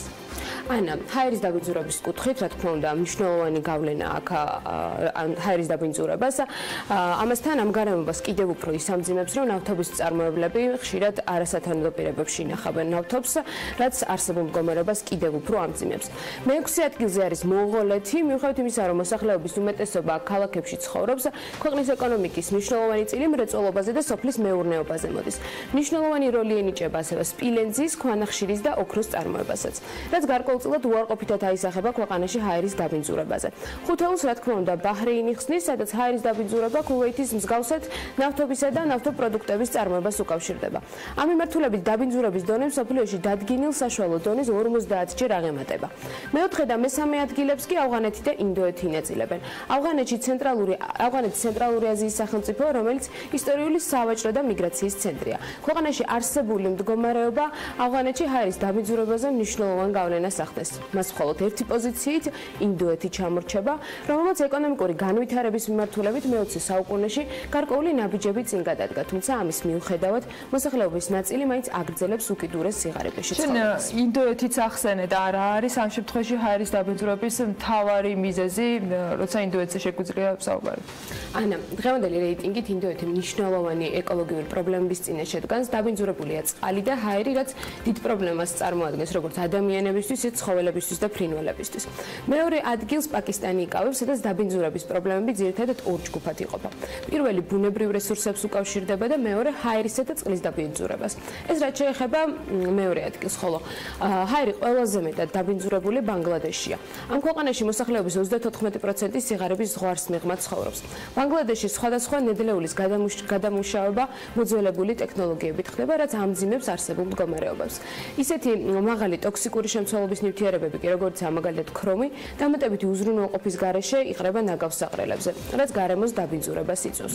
ეს რაც შეეხება იმ ქვეყნებს, სადაც ჰაერი ყველაზე მეტად არის დაბინძურებული. თუმცა ამის საპირისპიროდ მსოფლიოში არსებობენ ქვეყნები, სადაც ჰაერის დაბინძურებას განსაკუთრებული ყურადღება ექცევა. რომელმა ქვეყნებმა შეძლეს ყველაზე სუფთა ქალაქების ათეულში მოხვედრა, ამის შესახებ უფრო მეტ ინფორმაციას მარიამ ადამია მოგვაწვდის. დილა მშვიდობის, ანა, ნუკა, სად არის ჰაერი ყველაზე სუფთა? კითხვაზე პასუხის გასაცემად ისევ Green Place-ისა და Airvisual-ის მიერ შედგენილ გლობალურ რეიტინგს მოუშველია, რომლის შესადგენადაც მეცნიერებმა პლანეტის 3000-ზე მეტ უმსხვილეს ქალაქში ჩაატარეს გამოკვლევა. შეაფასეს დაბინძურებული მაჩვენებლები, შეადარეს ერთმანეთს ისინი და გამოაყენეს ანგარიში, სადაც გამოკვეთილად ჩანს თუ სად არის ყველაზე ნაკლებად ჰაერი დაბინძურებული და რომელ ქალაქშია. ამავე მიზეზით გამოწვეული დაავადებები, დაწყებული ალერგიით, ონკოლოგიური დამთავრებული ყველაზე ნაკლები. აქვე გეტყვით, რომ დაბინძურებული ჰაერის გამო წელიწადში 7 მილიონზე მეტი ადამიანი კვდება ნაადრევად, თუმცა ეს არ ეხება ისლანდიას. ქვეყანას, სადაც ჰაერი ყველაზე სუფთაა, რადგან მას ოკეანე იცავს ყველა უმსხვილესი ინდუსტრიისაგან. ყველაზე სუფთა ეკოლოგიური მდგომარეობის მქონე ქვეყნების რეიტინგში მეორე ადგილს კი ფინეთი იკავებს, თუმცა ეს იმას არ ნიშნავს, რომ მათ პრობლემა არ აქვთ. მთავარ გამოწვევად ფინეთში გარემოს დაცვა სახელდება, რომელზეც ბუნებრივი საწვავი ახდენს ზემოქმედებას, ამიტომაც ქვეყანაში ამ მიმართულებით სისხლის სამართლის კოდექსის გამკაცრებას განიხილავენ. ანუ გამოდის, რომ ჰაერი სხვა ქვეყნებთან შედარებით შესაძლოა იყოს სუფთა, თუმცა მინიმუმ ერთი ეკოლოგიური პრობლემა მაინც იყოს მოუგვარებელი, ხო? ანა, მაგალითად მესამე ადგილზე რეიტინგში ავსტრალია დასახელდა, რომელსაც მართალია შედარებით სუფთა ჰაერი აქვს ვიდრე ჩვენ საქართველოში ან თუნდაც მთელს მსოფლიოში, მაგრამ აქვს უმძიმესი პრობლემა სუფთა წყლის. ამიტომაც ქვეყანაში არსებობს ოფიციალური შეზღუდვები წყლის გამოყენებასთან დაკავშირებით. სამეულში ვერ მოხდა, თუმცა მეოთხე ადგილზეა აღმოსავლეთ ევროპაში, ბალტიის ზღვის ჩრდილოეთით მდებარე სახელმწიფო ესტონეთი, რომელიც არასდროს ყოფილა გადატვირთული ეს სატრანსპორტო საშუალებებით, თუმცა ყოველთვის დიდი რაოდენობის მწვანე საფარს ფლობდა და საკმაოდ კარგადაც უვლიდა მას. მეხუთე ადგილას მოხვდა შვეიცარია, რომლის პარლამენტმაც 16 ეკოლოგიური და გარემოს დაცვითი პრობლემა გამოკვეთა და მიზნად მისი მოგვარება დაისახა, რომელიც საბოლოო ჯამში 2020 წლისთვის დაძლეული უნდა იყოს. მათ შორის დასახელდა კლიმატზე გავლენის შემცირება, სუფთა ჰაერის შენარჩუნება, გარემოს მოწესრიგება, წყალქვეშ ბიოლოგიური მრავალფეროვნების გამდიდრება და ტოქსიკური ნივთიერებების შემცირება. საინტერესოა რა მეთოდით იცავენ ქვეყნები საკუთარ მოქალაქეებს დაბინძურებული ჰაერისაგან და როგორია ამ პრობლემასთან გამკლავების სხვადასხვა გზები. ანა, მაგალითად ნორვეგია, რომელიც რეიტინგში მეექვსე პოზიციას იკავებს, აქედან დავიწყებ კითხვაზე პასუხის გაცემას, დაბინძურებულ ჰაერს საკუთარი ბუნებრივი რესურსებისა და მწვანე საფარის შენარჩუნება გამდიდრებით ებრძვის. განსაკუთრებით ქმედითი ნაბიჯები სწორედ იმ ტერიტორიებზე იდგმება, სადაც მოქალაქეები ცხოვრობენ უმეტესად. ამავე პრინციპით მოქმედებს ახალი ზელანდიაც და დღევანდელი მდგომარეობით ნამდვილად სამაგალითოა ტყეების სიმრავლის, ტბების, მდინარეების, მთებისა და შესაბამისად სუფთა ჰაერის მაჩვენებლით. ამ ყველაფერს კი იცავს როგორც სახელმწიფო, ასევე კერძო სექტორი, ადგილობრივი მოქალაქეები და ტურისტებიც კი. რეიტინგში მერვე პოზიციაზეა კანადა, პირველი ქვეყანა, რომელმაც ხელი მოაწერა ვენის კონვენციას ოზონის შრის დაცვასთან დაკავშირებით. ეს ის ქვეყანაა, სადაც ყველაზე მაღალია სიცოცხლის გახანგრძლივების მაჩვენებელი, რაც ძირითადად ეკოლოგიური მდგომარეობით არის განპირობებული და ასევე რა თქმა უნდა მოსახლეობის საშუალო შემოსავლით. მესხრე პოზიციას ალბათ გაგიკურდებათ თუ გეტყვით, რომ ამერიკის შეერთებული შტატები იკავებს, 10-ს კი პორტუგალია ასრულებს.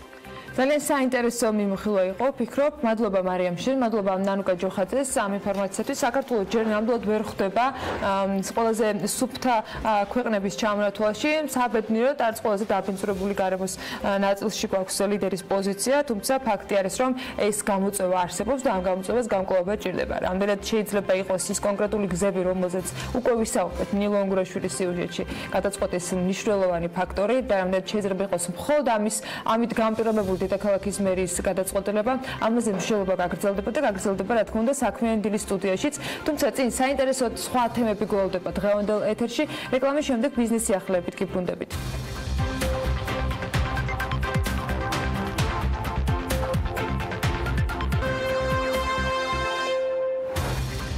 ელიავას ბაზრობა შეიძლება არ გაუქმდეს, მაგრამ ისეთი ფორმით საქმიანობას ვეღარ შეძლებს, როგორც დღეს. კახაკალაძემ თბილისის მთავრობის ხდომაზე თქვა, რომ დედაქალაქის მთავრობა მუშაობს საკანონმდებლო ცვლილებაზე, რომლითაც ქალაქის საცხოვრებელ ზონაში ექსპლუატაციიდან გამოსული ავტომობილების ნაწილებით ვაჭრობა, ჯართით ვაჭრობა აიგრძალება, ასევე აკრძალული იქნება მარტივად აალებადი ნივთიერებებით და მეორადი საბურავებით სხვადასხვა დასახელებების პროდუქტების გაყიდვა. თბილისის საკონცერტო დარბაზი სახელმწიფო მართვაში უნდა დაბრუნდეს. ამის შესახებ განცხადება ახალგაზრდა იურისტთა ასოციაციამ გაავრცელა. საია სახელმწიფო ქონების ეროვნული სააგენტოს მიმართ მოწოდებას ავრცელებს და ამბობენ, რომ სააგენტომ დაუყოვნებლივ უნდა დაიწყოს პროცედურები, რომელიც თბილისის სახელმწიფო საკონცერტო დარბაზის სახელმწიფოს მართვაში დაბრუნებასთან არის დაკავშირებული. აჭარის ფინანსთა და ეკონომიკის სამინისტრო დაბა ჩაქვის და კურორტ ციხისძირის განვითარებას იწყებს. სამინისტრომ უკვე მოამზადა განაშენიანების რეგულირების გეგმა, რაც ამ ტურისტულ სარეკრეაციო ტერიტორიების მდგრად განვითარებას ითვალისწინებს. 76 მილიონი დოლარით ბიძინა ივანიშვილი საქართველოს უმსხვილესი პანამელი ინვესტორია. 76 მილიონი დოლარი ტურიზმის განვითარების ფონდი საქართველოს ტოპ ინვესტორების ათეულში ხვდება. 2018 წელს განხორციელებული FDI-ის შესახებ სტატისტიკური ინფორმაცია BMG ტურიზმის განვითარების ფონდიდან გამოითხოვა, სადაც აღნიშნული ინფორმაციის მიხედვით შეგვიძლია ვთქვათ, რომ 76 მილიონი დოლარი არის ჯამურად დახარჯული 2018 წელს ტურიზმის განვითარების ფონდის პროექტებზე. ტურიზმის განვითარების განვითარების ფონდის საინვესტიციო პორტფელში 10 პროექტით არის წარმოდგენილი, რომელთა ჯამური საინვესტიციო მოცულობაც 717 მილიონი დოლარია. პროექტები, რომლებიც თბილისში, გურიაში, აჭარაში, სამეგრელოში, კახეთსა და სამცხე-ჯავახეთში განხორციელდება, მშენებლობის სხვადასხვა ეტაპზე ამ დროისათვის. საქართველოს ტურიზმის განვითარების ფონდი შეგახსენებთ, რომ 2014 წლის 3 ნოემბერს დაფუძნდა კომპანიის იურიდიული მისამართი კი ქართულ სათაო ოფისში ჭავჭავაძის 39-ში მდებარეობს. მისი დამფუძნებელი და 100%-იანი წილის მფლობელი არის პანამურ ოფშორში რეგისტრირებული კომპანია, რომელიც ბიძინა ივანიშვილს ეკუთვნის.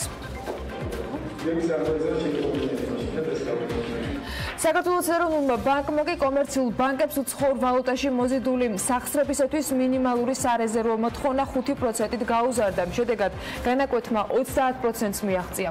ეროვნული ბანკის განმარტებით ეს ცვლილება ფინანსურ სტაბილურობაზე მოქმედი რისკების შემცირებას ემსახურება, თუმცა მას შემდეგ, რაც კომერციულ ბანკებს 1 წლამდე ვადიანობის დოლარისა და ევროს რესურსის მოზიდვა გაუძვირდათ, არ არის გამორიცხული მინიმალური სარეზერვო მოთხოვნის ზრდას უცხოური ვალუტის ესხების გაძვირებაც მეტიც ეროვნული ბანკის ფინანსური სტაბილურობის კომიტეტის განცხადებით ეს ნაბიჯი სწორედ ამას ემსახურება.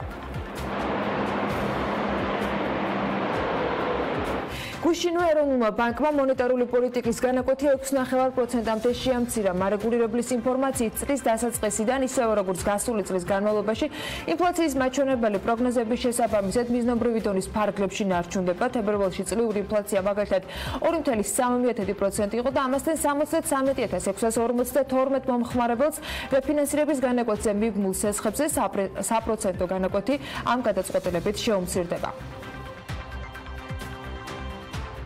ქართული კომპანიების ფასიანი ქაღალდების შეძენა კი უცხოელი ინვესტორებისათვის გამარტივდა. საერთაშორისო ცენტრალური დეპოზიტარის Clearstream-ის საშუალებით ფასიანი ქაღალდების შენახვა და ანგარიშწორება სახელმწიფო და საერთაშორისო საფინანსო ინსტიტუტებთან ერთად კერძო კომპანიებსაც შეუძლიათ. როგორც ეროვნულ ბანკში ამბობენ, უცხო ქვეყანაში ფასიანი ქაღალდების შეძენა საკმაოდ ხანგრძლივი და შრომატევადი მოსამზადებელი პროცესი უძღოდა წინ. საერთაშორისო ცენტრალური დეპოზიტარები და გლობალური ქასთოდიანები ამ პროცესს ინვესტორებისათვის საგრძნობლად გაამარტივებენ. მათ საქართველოში ერთჯერადად თავად გაიარეს ეს პროცედურა, შეისწავლეს ქართული ბაზარი, კანონმდებლობა, რეგულაციები, გააფორმეს ხელშეკრულება ერთ-ერთ ქართულ ბანკთან მომსახურების თაობაზე და შესაბამისი ინფრასტრუქტურაც უკვე მოწყობილია. საქართველოს ფინანსთა სამინისტრომ სარეზერვო ფონდიდან 3.500.000 ლარი გამოყო ღონისძიებისათვის საქართველოს ღვინის სამშობლო, რომელიც ტოკიოში გაიმართება. განკარგულება გუშინდელი დღის თარიღდება, მას ხელს პრემიერ-მინისტრი აწერს. ამ თანხიდან საქართველოს გარემოს დაცვის და სოფლის მეურნეობის სამინისტროს ღვინის ეროვნული სააგენტოსთვის 3.250.000 ლარია განსაზღვრული. დანარჩენი 250.000 ლარი კი განათლების, მეცნიერების, კულტურისა და სპორტის სამინისტროსთვის გამოიყო. საქართველოს ღვინის სამშობლოა ტოკიოში ბიზნეს-ფორუმის ფარგლებში 15 მარტს გაიხსნება და 17 მაისამდე გაგრძელდება. 13-დან 15 მარტის ჩათვლით კი იაპონიაში საქართველოს პრემიერ-მინისტრის მამუკა ბახტაძის სამუშაო ვიზიტი შედგება. საფინანსო ინსტიტუტებმა მთავრობას ანეკლიის სპორტის დაფინანსებასთან დაკავშირებულ 8 საკითხზე იურიდიულად დაზუსტებული დეტალური ინფორმაცია წარუდგინეს. 8 პუნქტიანი მოთხოვნის დეტალურად ჩაშლაზე მთავრობა და საერთაშორისო საფინანსო ინსტიტუტები 8 თებერვლის შეხვედრაზე შეთანხმდნენ. დოკუმენტი გაგზავნილია მთავრობის შესაბამის უწყებაშიც. მარტის ბოლოს უკვე იგეგმება მეორე ინტერაქციული შეხვედრა საერთაშორისო ფინანსურ ინსტიტუტებს, მთავრობას და ანეკლიის განვითარების კონსორციუმს შორის. საერთაშორისო ფინანსური ინსტიტუტები ანეკლიის სპორტის პროექტის 400 მილიონი დოლარით დაფინანსებას განიხილავენ. ცენტრპოინტით დაზარალებულების დაკმაყოფილებას სახელმწიფო ან მუნიციპალიტეტი თავის თავზე არ აიღებს, განაცხადა გუშინ თბილისის ვიცე-მერმა ირაკლი ხმალაძემ. BMG-ის კითხვის საპასუხოდ მან თქვა, რომ მუნიციპალიტეტი სამშენებლო კომპანია ემკვადრატის შემდეგ ამ ადამიანების ეტაპობრივად დაკმაყოფილებისათვის ახალ ინვესტორებს ეძებს. შეგახსენებთ, რომ ცენტრპოინტის დაუმთავრებელი პროექტების დასრულებას სამშენებლო კომპანია ემკვადრატი აპირებდა, თუმცა საბოლოო შეთანხმება ვერ შედგა.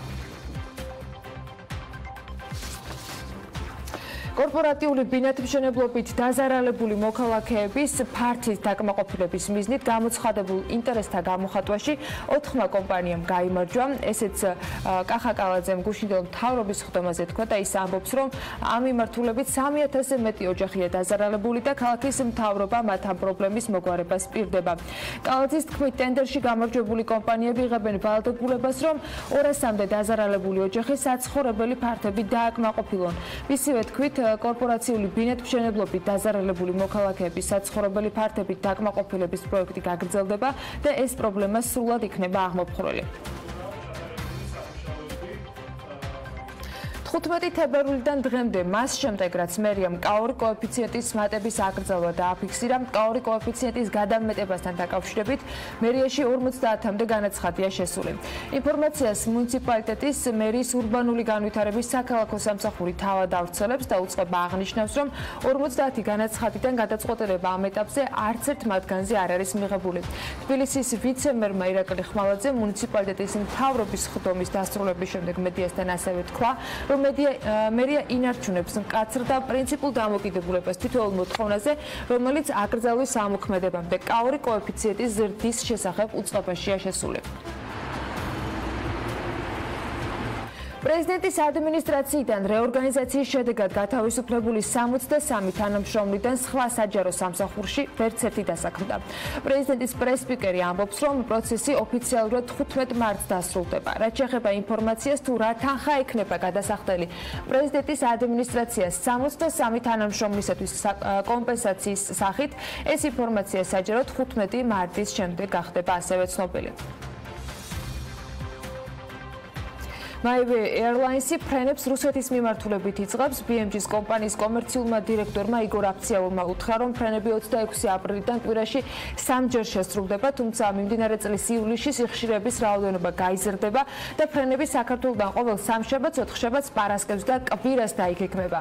თებერვლის ბოლოს მიღებულია ნებართვა. ერთი წელი ამას ველოდებოდით, 26 აპრილიდან კი ფრენები დაიწყება თბილისი ჟუკოვსკი-თბილისი საჰაერო ხაზზე, ამბობს აფციაური და აღნიშნავს, რომ ფასები რუსეთის მიმართულებით 150 ევროდან აქვთ განსაზღვრული, რაც შეეხება ევროპას, კომპანია ნებართვებს მიმდინარე კვირის ბოლომდე ელოდება. შეგახსენებთ, რომ ავიაკომპანია MyWay Airlines-ი ამ დროისათვის ფრენებს მხოლოდ თბილისი, თელ-ავივი, თბილისის მიმართულებაზე ასრულებს.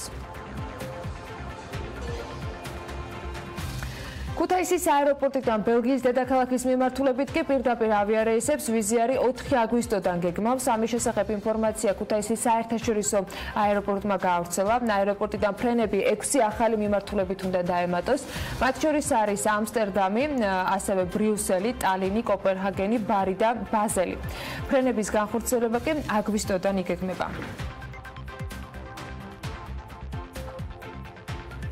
2019 წლის ერთიანი ეროვნული გამოცდების სტუდენტთა საგრანტო კონკურსისა და საერთო სამაგისტრო გამოცდების რეგისტრაცია დაწყებულია. აბიტურიენტთა რეგისტრაციის პროცესი წელსაც რამდენიმე ეტაპად ჩატარდება. დეტალებზე და სიახლეებზე საუბარს უკვე საქმიანი დილის სტუდიაში სტუმართან ერთად გავაგრძელებთ.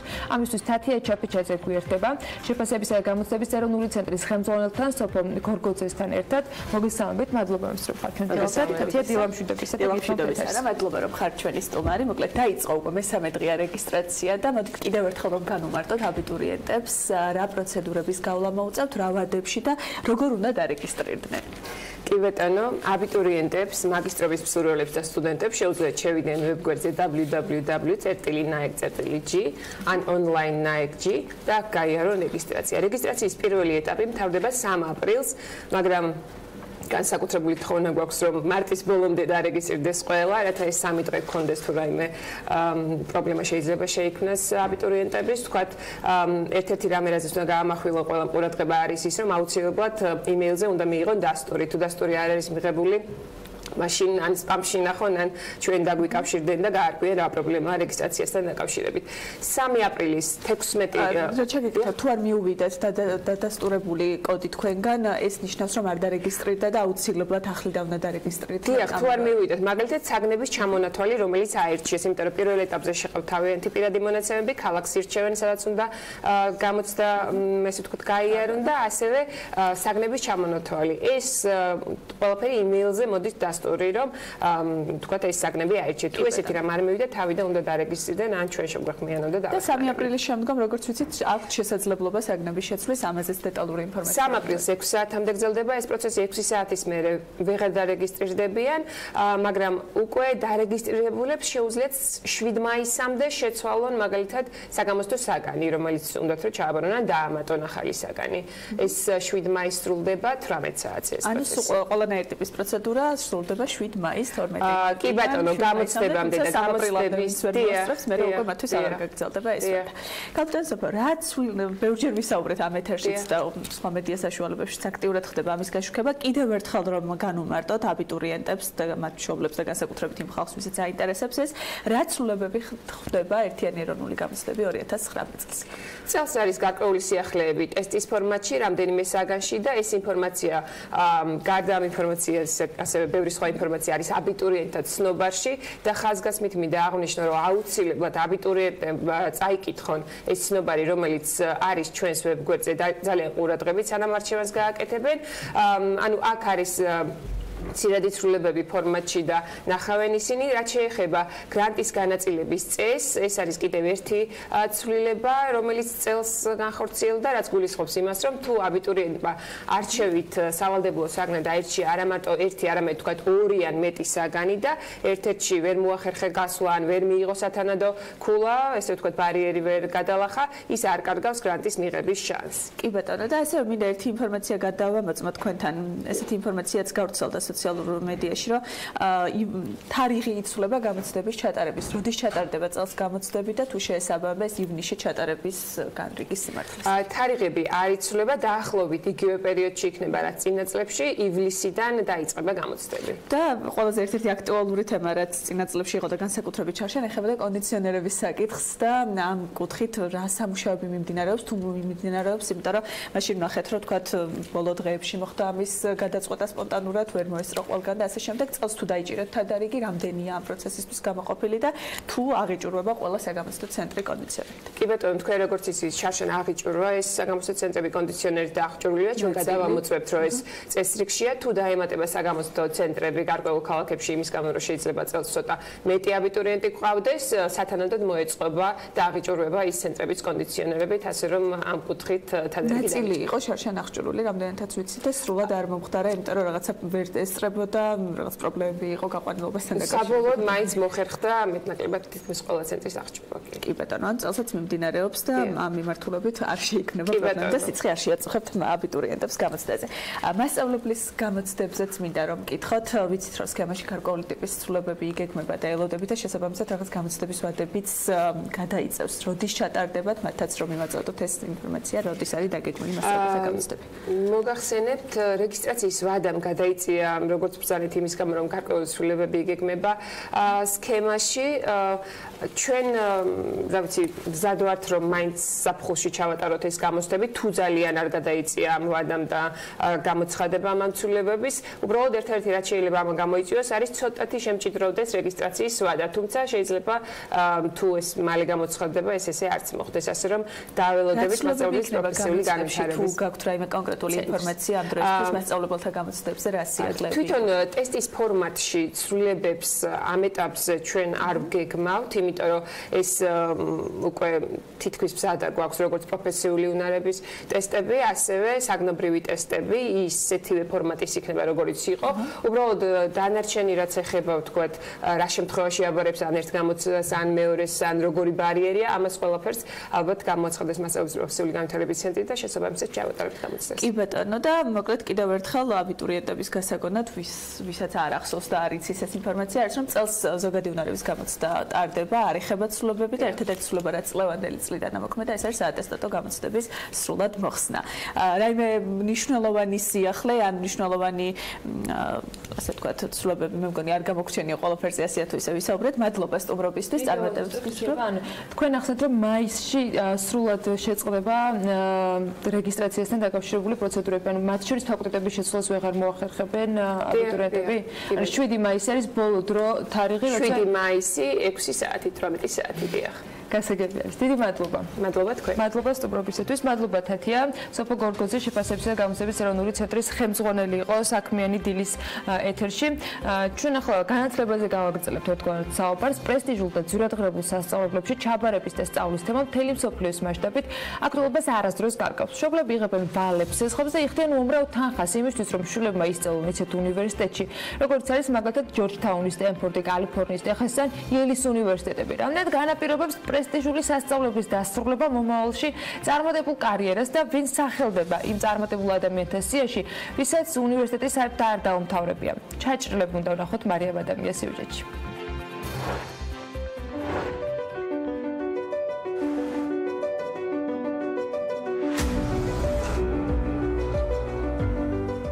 ჩაჭრილების სიას ინდიტექსის დამფუძნებელი და ექს-პრეზიდენტი ამანსიო ორტეგა ხსნის კომპანიის მფლობელი, რომელიც 6750 მაღაზიას აერთიანებს მსოფლიოს 88 ქვეყანაში.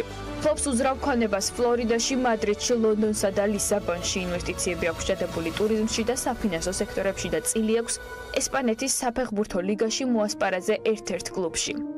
ასეთია ამანსიო ორტეგას მონაგარი იმ ადამიანის, რომელსაც არათუ უნივერსიტეტი საშუალო სკოლაც კი არ აქვს დამთავრებული, რადგან ოჯახის სიღარიბის გამო 13 წლიდან მუშაობა მოუწია. თუმცა მიუხედავად ამისა, მან შეძლო და წლები არაც Forbes-ის მილიარდერების სიაშია და ერთ-ერთი უმდიდრესი ადამიანია მსოფლიოში. უნივერსიტეტში არ უსწავლია არც ანა ვინტურ, თუმცა ამას ხელი არ შეუშლია მისთვის, რომ მსოფლიოში ყველაზე გავლენიან ქალად ქცეულიყო. ბრიტანელი ჟურნალისტი და ამერიკული ჟურნალის Vogue-ის მთავარი რედაქტორი ჩრდილოეთ ლონდონის დამოუკიდებელ საუნივერსიტეტო კოლეჯში სწავლობდა. გოგონამ საკუთარი სტილის გრძნობით კოლეჯშივე გამოთქვა პროტესტი.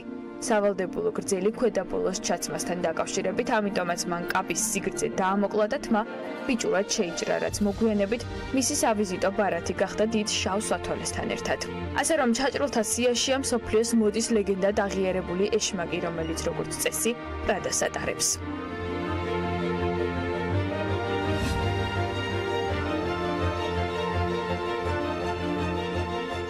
კიდევ ერთი უდიპლომა, თუმცა წარმატებული და იტალიის უმდიდრესი ადამიანი მიკელე ფერეროა. ბიზნესმენი და კომპანია ფერეროს დამფუძნებელი, რომლის ქონებაც Forbes-ის მიხედვით 17 მილიარდი ამერიკული დოლარია. ცნობილი ბრენდები ნუტელა, ფერერო როშე, კინდერ სურპრიზი, რაფაელო და ტიკტაკი სწორედ იმ ადამიანის შექმნილია, რომელსაც არსად უსწავლია. მართალია ბიზნესი მან მემკვიდრეობით მამისგან მიიღო, თუმცა მთავარ წარმატებას კომპანიამ მაინც სწორედ მიკელეს მმართველობის დროს მიაღწია.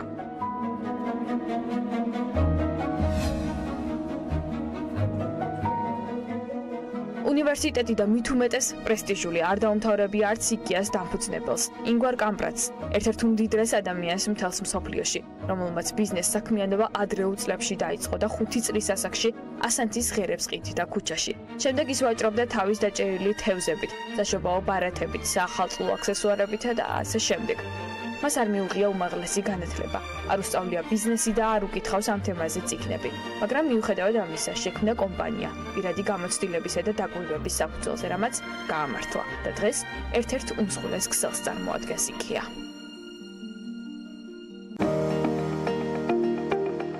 ამინდის პროგნოზის სპონსორია სადაზღვევო კომპანია უნისონი.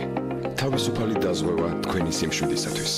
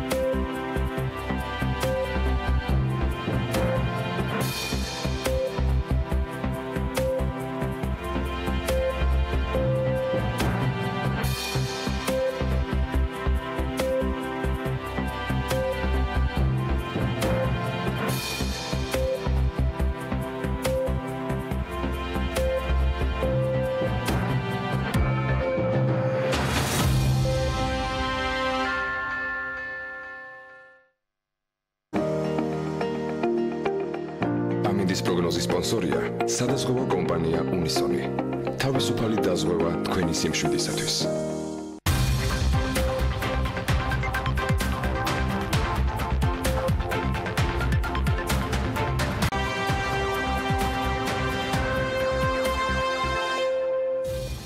მეკაბაციკაძესთან ერთად ვაგრძელებთ საქმიან ეთერს. ჩვენს შემდეგ სტუმართან ახლა უნდა ვისაუბროთ საქართველოს გაერთიანებული წყალმომარაგების კომპანიის გეგმაზე, რომლითაც კომპანია 2019 წლის სამუშაოს შესრულებისათვის ერთგვარ წინაპირობას იქმნის. შეგვიძლია ამას ინფორმაციულობით სამუშაო პროცესის გამართულად წარმართვის წინაპირობა დავარქვათ. ამბავი მაშინ მდგომარეობს, რომ საქართველოს გაერთიანებული წყალმომარაგების კომპანია ადგილობრივი სამშენებლო კომპანიების წარმომადგენლებისთვის ღია კარის დღეს აწყობს, სადაც დაინტერესებულ კომპანიებს ტენდერის გამოცხადებამდე პროექტის ზოგადი დეტალების გაცნობა შეეძლებათ ამ კომპანიებს. ასეთი პრაქტიკა არც ახალია, არც ერთადერთი და არც უნიკალური, თუმცა საინტერესოა გამოცდილება, რომელმაც კომპანია ამ გადაწყვეტილებამდე მიიყვანა და გეგმები, რომლისთვისაც ადგილობრივი სამშენებლო კომპანიების მომზადება ხდება. ეკა გალდავასთან ერთად ვაგრძელებთ საქმიან საუბარს. საქართველოს გაერთიანებული წყალმომარაგების კომპანიის დირექტორი სწორედ 2019 წლის გეგმებს გაგვაცნობს და რა თქმა უნდა, ვისაუბრებთ იმ სამუშაო შეხვედრაზე, რომელიც სწორედ ამ 2019 წლის გეგმების სრულყოფილად ჩაატარებისათვის თუ განხორციელებისათვის ერთ-ერთი მნიშვნელოვანი წინაპირობაა. მოგესალმებით ქალბატონიკა, მადლობა რომ ხართ ჩვენთან ერთად. პრაქტიკა, რომელზეც ახლა ვისაუბრებთ, ანუ წინასწარ კომპანიებისათვის ერთგვარად გაცნობა იმ სამუშაოების, რომელიც მთელი წლის განმავლობაში იქნება თქვენი სტრუქტურის მხრიდან ორკესტრირებული, ასე შეგვიძლია ვთქვათ, არ არის ახალი, მაგრამ პრაქტიკა მაჩვენა, რომ ეს საჭიროება არსებობს. რა თქვათ პრობლემის მოგვარებისთვის გჭირდება წინასწარი ინფორმაციის გაცემა ადგილობრივი სამშენებლო კომპანიებისათვის და თუ შეგვიძლია უკვე ვისაუბროთ, რომ ასეთი შეხვედრები ერთგვარად აგვარებს იმ პრობლემებს, რომელიც იქნებოდა ხოლმე, ან შეიძლება მომავალში შეიქმნას. მოგესალმებით, დიდი მადლობა მოწვევისათვის. ვესწრებით საკმაოდ მოკლედ მოგახსენოთ ჩვენი კომპანიის შესახებ. ეს კომპანია არის შექმნილი 2010 წელს და შეიქმნა, ასე ვთქვათ, დასავლეთ და აღმოსავლეთ წყლების კომპანიის საფუძველზე. ისტორია ამ კომპანიის არც ის თუ ისე დიდია, მაგრამ საქართველოში ჩვენ ყველა ვიცით, რომ წყალი არის საკმაოდ უხვი და ყველას გონია, რომ ეს წყალი არის იაფი და წყალი უნდა ქონდეს ყველას აბსოლუტურად ონკანში, რაც საუბედური როგორ უნდა მივიდეს? მაგრამ როგორ უნდა მივიდეს ეს წყალი ონკანამდე, რა სახის დანახარჯია მაგ წყალზე, როგორ უნდა ისარგებლოს მოსახლეობამ, ასე ვთქვათ, ტექნიკურად გამართული სუფთა წყლით, ძალიან დიდი შესწავლის და ძალიან დიდი შრომის შედეგია. ძალიან ბევრი პროექტი არის განხორციელებული თვითონ ამ კომპანიის წყალმომარაგების გაერთიანებული კომპანიის მიერ. მინდა ვახსენო, ასე ვთქვათ, პირველი საზღვაო ხელშეკრულება, რომელიც აზიის განვითარების ბანკთან ერთად იყო დადებული და რომელიც სრული ოდენობა მოიცავს 500 მილიონ დოლარს. გარკვეული სამუშაოები უკვე თითქმის 3 ბეოთები ამ სამუშაოებისა უკვე დასრულებულია. თვითონ ეს საზღვაო ხელშეკრულება თავდება 2021 წელს. მოკლედ ვესწრები მოგახსენო, როგორ ხორციელდება ამ პროექტის ფარგლებში ის სამუშაოები. ძირითადად ეს ხორციელდება და მუდმივად ეს ხორციელდება საერთაშორისო ტენდერის მიერ. ამ საერთაშორისო ტენდერს აქვს თავისი პროცედურები. ამ ტენდერის შემდეგ გამოირჩევა, ასე ვთქვათ, დაბალი ფასის მქონე კონტრაქტორი და ის კონტრაქტორი მეორე ახორციელებს ამ სამუშაოებს. როდესაც ხორციელდება ეს სამუშაოები და როდესაც კონტრაქტორი არის არჩეული, ჩვენ ყოველთვის ვცდილობთ, რომ აუცილებლად დავსაქმოთ ჩვენი მოსახლეობა. მინდა აღნიშნო ერთი რამ, რომ ძირითადად კონტრაქტორები გახლავთ უცხოელი კომპანიები. ისიც აღსანიშნავია, რომ უცხოელი კომპანიები, როდესაც შემოდიან ქართულ ბაზარზე, შემოაქვთ თავისი გამოცდილება. აქვე მინდა აღნიშნო, პლუსიც აქვს და მინუსიც აქვს თავისთავად. ნამდვილად. ბევრი დადებითი მხარი პირველ რიგში არის ის, რომ გამომდინარე იქიდან, რომ ჩვენ ასე ვთქვათ, გარკვეული ჩავარდნა ჰქონდა ამ სპეციალიზაციაში, განსაკუთრებით წყალმომარაგების და წყალარინების სპეციალისტებში, ინჟინერებშიც, დიზაინერებში, პროექტის დამხაზავლებშიც არის გარკვეული პრობლემები, იმიტომ რომ ჩემ თაობაშიც ალბათ და უფრო ჩემი მშობლების თაობაში ჩვენ ყველას გვახსოვს, რომ იყვნენ კარგად გამოცდილი ინჟინერები, რომელთაც ძალიან კარგად იცოდნენ, როგორ უნდა იყოს გაყვანილი წყალი. დღევანდელ დღეს უფრო მეტი ფინანსისტი ყავს, უფრო მეტი იურისტი ყავს, მაგრამ ახალგაზრდების სფერო ამის კარგი დასტურია და ის რეიტინგები, რომელიც ყოველწლიურად ნამდვილად. ანუ რეალურად თქვა სამუშაოების ჩატარება ჭირს, ანუ ადგილობრივი კომპანიებს იმიტომ ვერ იგებენ თქვა ტენდერებს, ეს საერთაშორისო ტენდერებია, მათაც შეუძლიათ მონაწილეობა ადგილობრივ კომპანიებს, მაგრამ საკმაოდ დიდი თანხის არის ეს ტენდერები, 20 მილიონიდან 50 მილიონ ლარამდე, დოლარამდე. თანხობრივად და გამოცდილებით, როდესაც მოითხოვება ეს გამოცდილება, ქართულ კომპანიებს საუბაროდ ამ ეტაპზე არ აქვთ. ამიტომ ძალიან კარგი იქნება, რომ ზოგიერთ შემთხვევაში ან გაერთიანდნენ, ან ერთობლივი ძალებით გამოვიდნენ ხოლმე. თუმცა დღეს მინდა აღვნიშნო, რომ არის რამოდენიმე კომპანია, რომელიც ღებულობს მონაწილეობს ასეთ საერთაშორისო ტენდერებში, საკმაოდ კარგად ახორციელებს ამ ტენდერებს. ამასთან ერთად ძალიან საინტერესო იმის გამხელას თუ რატომ ვაკეთებთ აი ამ ღია კარის დღეს და რატომ უნდა იყოს გამჭვირვალე. თვითონ ქართული კომპანიებისთვის არა მარტო საერთაშორისო ტენდერებში, არამედ ქართულ ტენდერებშიც გვინდა რომ მიიღონ მონაწილეობა. საკმაოდ ნორმალური გამოცდილება აქვთ უკვე დაგროვებული, უკვე იციან როგორ უნდა გაიყვანონ ეს მილები, რა ტიპის სამუშაოები უნდა ჩაატარონ და ამისათვის გვინდა რომ ყველას გავაცნოთ, რა ტიპის მომსახურება გვესაჭიროება სამომავლოდ. რომ გითხრათ ახლა ალბათ 100-მდე პროექტი არის უკვე გაკეთებული ამ წყალმომარაგების კომპანიაში. მოკლედ მინდა ასევე მოგიყვეთ იმის შესახებ, სად ვოპერირებთ, ანუ ჩვენ გვაქვს 54 ქალაქი და არის 314 სოფელი, მაგრამ ამ 314 სოფლის გარდა არსებობს კიდე 3500 სოფელი საქართველოში და მეორადი ქალაქები. ყველაზე ძირითადი პროექტები, სადაც ხორციელდება ჩვენი კომპანიის მიერ, ეს არის ზუგდიდი, ეს არის ფოთი, ეს არის ქუთაისი. ანდაკლია ურეკი, უფრო დასავლეთი მხარე.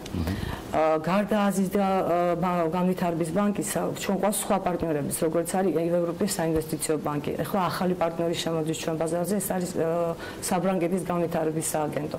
ყველანაირად ვცდილობთ, რომ შევქმნათ ისეთ პირობები, რომ თუნდაც სუბკონტრაქტორთან, არა მარტო კონტრაქტორის, მაგრამ სუბკონტრაქტორის მხრიდანაც არსებობდეს ქართული კომპანია, რომელიც შეძლებს ამ ყველაფერს გამართულად გააკეთოს და პირველ რიგში დაასაქმოს ჩვენი მოსახლეობა. ეს შეხვედრები ამისთვის ძალიან კარგი წინაპირობა იქნება, მაგრამ მინდა რომ ახლა გადავიდეთ უშუალოდ პროექტებზე და 2019 წლის გეგმაზე. მოდით ჯერ დღევანდელ სიტუაციაში, დღეს არსებულ მდგომარეობაზე გარკვეულწილად შევეცადოთ, რომ კონკრეტული რიცხვები ან პროცენტები დავასახელოთ. ის სოფლები და ქალაქები, რომელიც ამ შემთხვევაში თქვენს ქვეშ არის, სადაც თქვენ უზრუნველყოფთ წყალმომარაგებას, რა პროცენტი შეგვიძლია ვთქვათ, რომ აი ამ 8 წლის განმავლობაში, უკვე 9 წლის განმავლობაში ჩატარებული სამუშაოების ეს სრულად არის გამართული წყლის სისტემა და იქ თქვათ რეაბილიტაცია თუ არ დაჭირდა რაღაცა გარკვეული მიზეზების გამო, რაღაც პერიოდის განმავლობაში რაღაც ძირეული სამუშაოები აღარ არის. რა პროცენტი არის დასრულებული და რა პროცენტი სამუშაო არის დარჩენილი? როგორც მოგახსენეთ, ეს ხელშეკრულება, რომელიც აზიის განვითარების ბანკთან არის დადებული, თავდება 2021 წელს. ეს ნიშნავს, რომ ის დაწყებული პროექტები, რომელიც 2011 წლიდან არის დაწყებული, აუცილებლად უნდა დასრულდეს ამ ვადის განმავლობაში, მარტის ბოლომდე 2021 წლის. მარტო წელს ჩვენ გვეგვაქვს 7 პროექტის დასრულებას. ეს არ არის პატარა პროექტები. ეს არის ზუგდიდის წყალი, ეს არის აბაშის წყალმომარაგება, ეს არის ასე ვთქვათ, ჯვარის წყალმომარაგება, ასევე უნდა დავასრულოთ აუცილებლად ქუთაისის პროექტი. უნდა დასრულდეს ანაკლია, უნდა დასრულდეს ურეკის გამწმენდი, წყალამინების გამწმენდი ნაგებობები. ამ ყველაფერთან ერთად როგორი თემა იცით, აი ვცდილობთ ყველანაირად, რომ გავაკეთოთ, განვახორციელოთ ასევე ინვენტარიზაცია ჩვენი არსებული აქტივების, რომელიც 2010 წლიდან კომპანიაში არ განხორციელებულა. აი ამ პირველადი გადაწყვეტის შედეგად ჩვენ მივედით იმ დასკვნამდე, რომ 8000 მილი, რომელიც საქართველოში კილომეტრი მილისა, რომელიც საქართველოში არსებობს, დაახლოებით 1000 კილომეტრი არის მარტო რეაბილიტირებული. არსებობს 250 სათავე, ასე ვთქვათ, და მარტო 100 არის რეაბილიტირებული. რას ნიშნავს ეს რეაბილიტაცია? ADB-ის შემთხვევაში ჩვენ გვაქვს სრული პაკეტი ამ წყალმომარაგების ინფრასტრუქტურის, რაც მოიცავს მილებს, წყალმომარაგებას, მოიცავს წყალარინებას, რაც ასევე ძალიან მნიშვნელოვანია და გამწმენდ ნაგებობებს. გამწმენდი ნაგებობები თავის სირთულით არის ძალიან შთამბეჭდავი და ძალიან რთული ოპერირებისთვის ობიექტები. ესეთი ობიექტები ჩვენ გვაქვს ანაკლიაში, გვაქვს ურეკში, ასევე ვაშენებთ ფოთში, ვაშენებთ ზუგდიდში, საკმაოდ დიდ, ასე ვთქვათ, თბილისს არ აქვს ესეთი დონის წყალმომარაგება, გამწმენდი ნაგებობა, რომელიც აშენდება ამ ქალაქებში. ასევე შემიძლია ვთქვა, რომ საკმაოდ 35%-მდე აი ამ ყველაფრისაც არის გაკეთებული ჯერჯერობით ჩვენ კომპანიის მიერ და ძალიან ბევრი რამეა კიდე გასაკეთებელი. გვაქვს ახლა სხვანაირი, ასე ვთქვათ, ხედვა, იქ სადაც ვოპერირებთ, ვცდილობთ ძალიან კარგად გავიაროთ ეს ყველანაირი ინფრასტრუქტურა, როგორ არის მოწყობილი. იმიტომ რომ იყო რაღაცა ეგეთი, როგორ გითხრათ, იმიტომ რომ ეს მუნიციპალიტეტებიდან 2010 წელს იყო გადმოცემული ეს ყველანაირად ეს ქონება, გარკვეული უზუსტობები და რაღაცების კიდე გაკეთება არის აუცილებელი. ამისათვის ვცდილობთ, რომ კარგად შევისწავლოთ ეს ყველაფერი და გადმობარების დროს დამატებითი სამუშაო რაც არის გასაკეთებელი, ამიტომ ვცდილობთ, რომ რაც შეიძლება მოვაწესრიგოთ და პირველ რიგში გავამცვენოთ მოსახლეობა. ამ ყველაფერთან ერთად ქართ საქართველოში რაც არის სოფლები, ვცდილობთ რომ თუ არის ძალიან დიდი სოფელი, თუ არის ასე ვთქვათ სოციალურად დაძვირთული სოფელი, თუ არის ტურისტული ზონა და თუ პირველ რიგში მილები არის ცუდ მდგომარეობაში, მივშევდივართ იმ სოფლებში და ვიწყებთ წყლის მომარაგების, უფრო წყლის მომარაგების და უკვე ნაკლებად წყალვარდნილების, იმიტომ რომ წყალვარდნილობა საკმაოდ ძვირი სიამოვნებაა, ასე უნდა ვთქვათ, დღევანდელ დღეს. ანუ ეგ დიდ პროექტებს ამ სოფლებზე მინდოდა მეკითხა გადასულიყავით, დიდ პროექტები გასაგებია, მცირე პროექტებთან მიმართებაში შეხდება ამ სოფლების. თქვენ ახსენეთ ასწრებში რომ უხწყლიანი ქვეყანა ვართ, ხო, ზოგ სოფელში 3 მდინარეა და ბუნებრივი მოთხოვნილება ადამიანის როცა ამ გარემოში ცხოვრობს, რომ მას ონკანში კონდეს წყალი, თან ხარისხიანი და იმ წყლით ისარგებლოს, კონდეს წყალარინების სისტემას და ასე შემდეგ, მოკლედ ყველაფერი.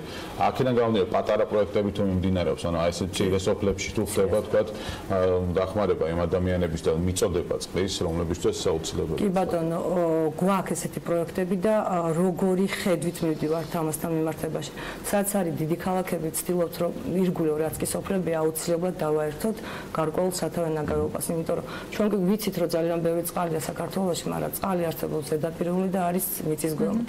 ზედაპირული წყალი ტექნიკური თვალსაზრისით დასალევად არც თუ ისე კარგი მდგომარეობის, იმიტომ რომ ხანდახან ჭირდება კი არა, ძირითად შემთხვევაში ჭირდება გაწმენდა, იმიტომ რომ ჩვენ როგორია რომ წყაროდნოს ვატონ წყალს და ძალიან მოგვწონს. სათავეში სუფთავ მაგრამ. სათავეში კი ბატონო, მე მილებში მე არის გარკვეული პროცესები, რომელიც აუცილებელია თვითონ უკვე ჯანმრთელობის მინისტრის 297 ბრძანების შესაბამისად იყოს გაწმენდილი და გარკვეული ქლორიც იყოს შეტანილი ამ წყალში იმისათვის, რომ მოსახლეობა ნორმალურად და უსაფრთხოდ იქნას თავი.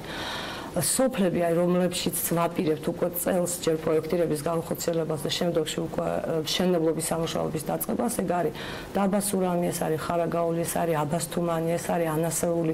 აი რამოდენიმე სოფელია თითოეულ რეგიონში, 60-მდე სოფელია, რომელშიც აუცილებლად ვაპირებთ პროექტირების დაწყებას და ზოგ შემთხვევაში თუ პროექტირება და პატარა სოფელია და პროექტირებას ვა და შეიძლება 3 თვით განისაზღვროს, უკვე გადავიდეთ მშენებლობის პროცესში. ანუ ესენი 2021 წლამდე უნდა დასრულდეს, ხო? ეს შედის იმ სხვა 2021-მდე უნდა დასრულდეს ეს ძირითადი ქალაქი, რაც რატიფიცირებულია პარლამენტის მიერ და ეს ქალაქები, ასე ვთქვათ, ეს არის ზუგდიდი, ეგ არის ფოთი, ეს არის ქუთაისი, ეს არის ანაკლია, ეს არის ურეკი და მანდ უნდა დავასრულოთ დასავლეთ საქართველოსკენ არის უფრო მეტი აზიის განვითარების ბანკის მიერ გაკეთებული, ვიდრე აღმოსავლეთ საქართველოს. ქუთაისი ახსენეთ, ბოდიში ბექადა მინდა რომ აქვე ჩაკითხოთ, ქუთაისთან დაკავშირებით ბევრი წაგვიკითხავს, მოგვისმენია რომ პრობლემები იყო და ანუ ბევრ პრეტენზიას გამოთქვნენ. ნიშნავს თუ არა ეს რომ 2019 წლის ბოლოსთვის სრულად იქნება ქუთაისი წყალმომარაგების მხრივ გამართული და თქვა და აღარ იქნება არც გრაფიკზე მიბმული და აღარ იქნება არც გამართულობის პრობლემა თვითონ მილების, რომელთაც ისინი წყალს იღებენ. მოგახსენებთ, საერთოდ ქუთაისი ნამდვილად შენიერეთ ლამაზი ქალაქია, მაგრამ ყოველთვის ცნობილი იყო ბაგების ქალაქადაც, იმიტომ რომ თქვენ თვითონაც როცა წახვალთ ქუთაისში დაინახავთ, ნებისმიერ კორპუსზე ან ნებისმიერ სახლის თავზე არის ასე ვთქვათ ლურჯი ბაგები, რომლებიც მოსახლეობა ცდილობს მოიმარაგოს თავის თავი. ეს პროექტი არის დაწყებული 2-3 წლის წინ და აუცილებლად უნდა დასრულდეს წლის ბოლოს. რამოდენიმეჯერ გადავარდა ეს პროექტი. იყო ეგ გამოცდილების, რაღაც უკმარისობის, უცოდინრობის გაურკვეველი პრობლემები, მაგრამ დღევანდელ დღეს ის თავისი ტემპით მიმდინარეობს. მინდა აღვნიშნო, რომ ყავს ქართული კონტრაქტორებიც, რომელიც შენიერად ასრულებენ თავისიან საქმიანობას და ეგ ნიშნავს იმას, რომ წლის ბოლოს 200.000-იან ქალას, რომელიც მოსახლეობა არის ქუთაისის, სრულად უნდა თქონდეს 24 საათიანი წყალმომარაგება და ერთშენიერ დღეს ქუთაისი უკვე ბოდიშის მოხდაც მინდა ქუთაისის მოსახლეობის მიმართებაში, იმიტომ რომ წყალმომარაგების მილების გაყვანის დროს ყოველთვის არის გარკვეული პრობლემები. ეს არის ასფალტის გადათხრა. ხანდახან დროზე მისი არ დაგდებება. ეს არის მტვერი, რომელიც საუბედუროდ მოსახლეობისთვის არ არის კომფორტული.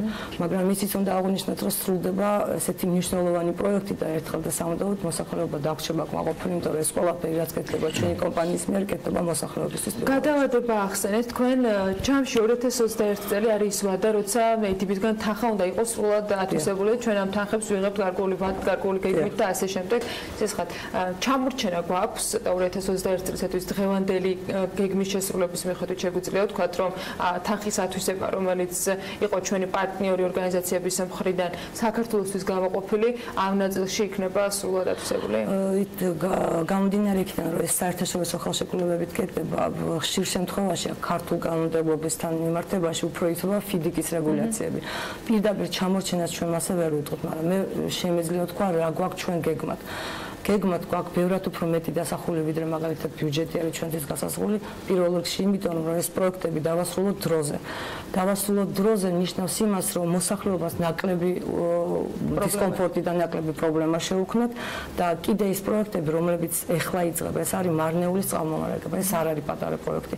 ასევე ხვალე გავაჟღერებთ, ეს იქნება მარნეულის წყალარინების გამწმენდი ნაგებობის შენებლობა, ეს იქნება ასევე მესტიაში წყალარინების გამწმენდი ნაგებობის შენებლობა და თვითონ ბაკურიანი მიტარგის feasibility, ასე უძახით ხოლმე, შესწავლითი გეგმის გაკეთება, იმიტომ რომ ეს წინასწარი საპროექტო, ესეც უნდა აღვნიშნო, რომ ADB-ის შემთხვევაში კეთდება ძალიან სრულად.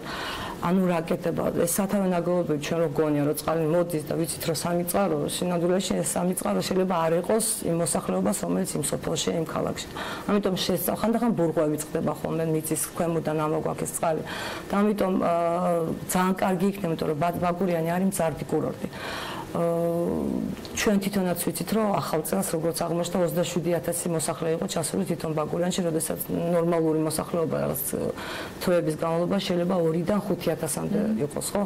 შესაბამისად ეს ნიშნავს იმას, რომ უფრო მეტი დატვირთვა ჭირდება იმ წყლისთვისაც, რომ მთლიანად მოსახლეობა და ტურისტები იყვნენ უზრუნველყოფილი. ამიტომ დიდი კომპლექსები მშენდება ბაკურიანში. ვიცით, რომ 2023 წელს ოლიმპიადაც არის რაღაც გასასვლელი და ამიტომ გვინდა ისე შევისწავლოთ ბაკურიანის და მიტარგის წყალმომარაგება, რომ ეს პრობლემები 20-40 წლის შემდეგ თვითონ ამ ბაკურიანის მოსახლეობას და ასევე ტურისტებს, რომლებიც ჩავლენ ბაკურიანში უკვე აღარ. სოფლიო ჩემპიონატია ფრისტაილის 2023-ში უნდა მივიღოთ მნიშვნელოვანი ღონისძიება. ურეკს მინდა რომ დაწეს დაუბრუნდე ურეკის ნაწილში საკმაოდ დიდი პრობლემები ახლა ურეკშიც არ არის დატვირთულობა ყოველ შემთხვევაში საფუძველი საკმაოდ დიდია იქ როგორც ტურისტული რა ხდება ურეკში ანუ ძალიან იცვლება იგივე პროცესი მიმდინარეობს რაც ქუთაისში წყალარინების სისტემაც გამწვენი ნაგებობაც ანუ რა პროექტია ურეკში და როდის დასრულდება 2019-ში იქნება კი ბატონო ურეკი და ქუთაისთან შედარებით ურეკში უფრო ასე ვთქვათ მთლიანი ინფრასტრუქტურა ვახორციელებთ როგორც წყალი ასევე კანალიზაცია და გამწვენი ნაგებობა კი ბატონო ძალიან დიდი პრობლემა ურეკისთვის და ეს არის ასე ვთქვათ მდინარეები, რომელშიც ჩაედინება ეს კანალიზაცია და რომელიც კარგი არ არის და გარკვეული ჯარიმები ამისთვის და ჩვენ გვაქვს ევროგაერთიანების რეგულაცია და დირექტივა, რომლის მიხედვითაც უნდა უზრუნველყოთ, რომ შავი ზღვის აკვატორიუმში ჩაედინებოდეს სუფთა წყალი.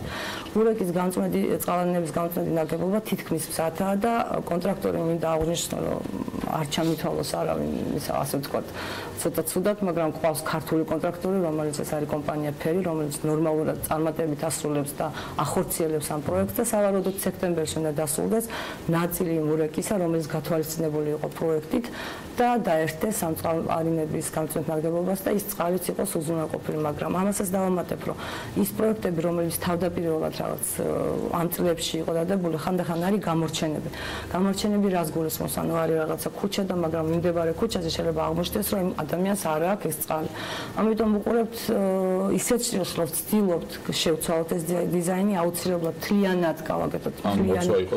დიახ და ურექტაშიც არის ასეთი გამორჩენები და მაგაზე ზრუნავთ და ვცდილობთ რომ თლიანად მოვიცვათ არა მარტო ურეკის, მაგრამ ვფიქრობთ ასევე გრიგოლეთზე და მიმდებარე ასე ვთქვათ სოფლებზე და იმ ქალაქებზე, რომელიც ურეკთან ახლოს არის, რომ დავაერთოთ თლიანად ამ გამწვენთ ნაგებობებს. შეიძლება ცოტა მოდით ცოტა რიცხვობით შევაჯამოთ. დღეს რამდენი მიმდინარე პროექტია 2019-ისათვის რამდენის დასრულება იგეგმება, რამდენი იქნება 2000 რამდენი პროექტით შეხვდებით 2020 წელს მიმდინარე და ჯამში რა თანხაზე არის საუბარი ამ წელს. დღევანდელ დღეს ჩვენთან ხორციელდება 23 პროექტი. თანხობრივად ეს არის 200 მილიონი ლარის ფარგლებში. გარდა ამისა 60 მიმდინარე და ასე ვთქვათ სამომავლო პროექტი, რომელიც ძირითადად უკვე სოფლებს ითვალისწინებს, არის გათვალისწინებული 19 და 21 წლამდე. თანხობრივად არც ისე პატარა თანხებია და ვცდილობთ ეს თანხები ხო ბიუჯეტის შესრულებასთან არც ამ კვარტალში არ გვექნება არანაირი პრობლემა, მაგრამ ჩვენ გვაქვს ასე ვთქვათ ჩვენი გეგმა, რაც უფრო ჩქარა დავასრულებთ, რაც უფრო წარმატებით დავასრულებთ და რაც უფრო ხარისხიანად დავასრულებთ, ეგ იქნება კარგი არა მარტო ჩვენი კომპანიისთვის, მაგრამ პირველ რიგში ჩვენი მოსახლეობის. წარმატებას გისურვებთ. წარმატებას უსურვებ ყველა იმ კომპანიას, რომელიც თქვენთან თანამშრომლობით შესაბამისად მოსახლეობისთვის სწორედ ამ კომფორტის შექმნას მოახერხებს. ეკატერინე გალდავა, საქართველოს გაერთიანებული წყალმომარაგების კომპანიის დირექტორს მასპინძლობდით საქმიანი დილის ეთერში. მადლობა მას კიდევ ერთხელ სტუმრობისათვის და რა თქმა უნდა წლის ბოლოს მიმდინარე სიახლეებთან ერთად იმედი მაქვს რომ მოგვეცემას შესაძლებლობა კიდევ გავაახლოთ ინფორმაცია და შევაჯამოთ გიგმა რომელზეც ახლა ვსაუბრობთ. მე კი შევახსენებ ყველა იმ დაინტერესებულ კომპანიას რომელიც მსგავს ინფრასტრუქტურულ პროექტებში ჩართვის სურვილს გამოხატავს რომ ხვალ იქნება ერთგვარი ღია კარის დღე სადაც ამ ყველა მიმდინარე პროექტთან დაკავშირებით უკვე უშუალოდ ამ უწყების წარმომადგენლები უფრო მეტ და დეტალურ ინფორმაციას მიეწვდიან. სარეკლამო პაუზა გულდება ახლა პირდაპირ ეთერში და რამდენიმე წუთში დაგიბრუნდებით.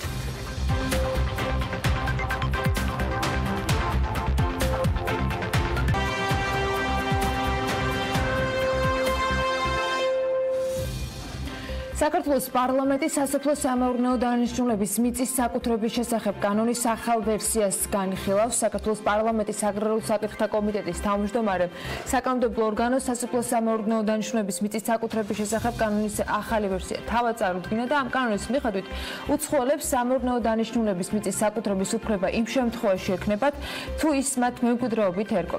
სასოფლო-სამეურნეო დანიშნულების მიწის საკუთრების შესახებ კანონპროექტის პირველადი ვერსია შესაძლოა შეიცვალოს კიდეც.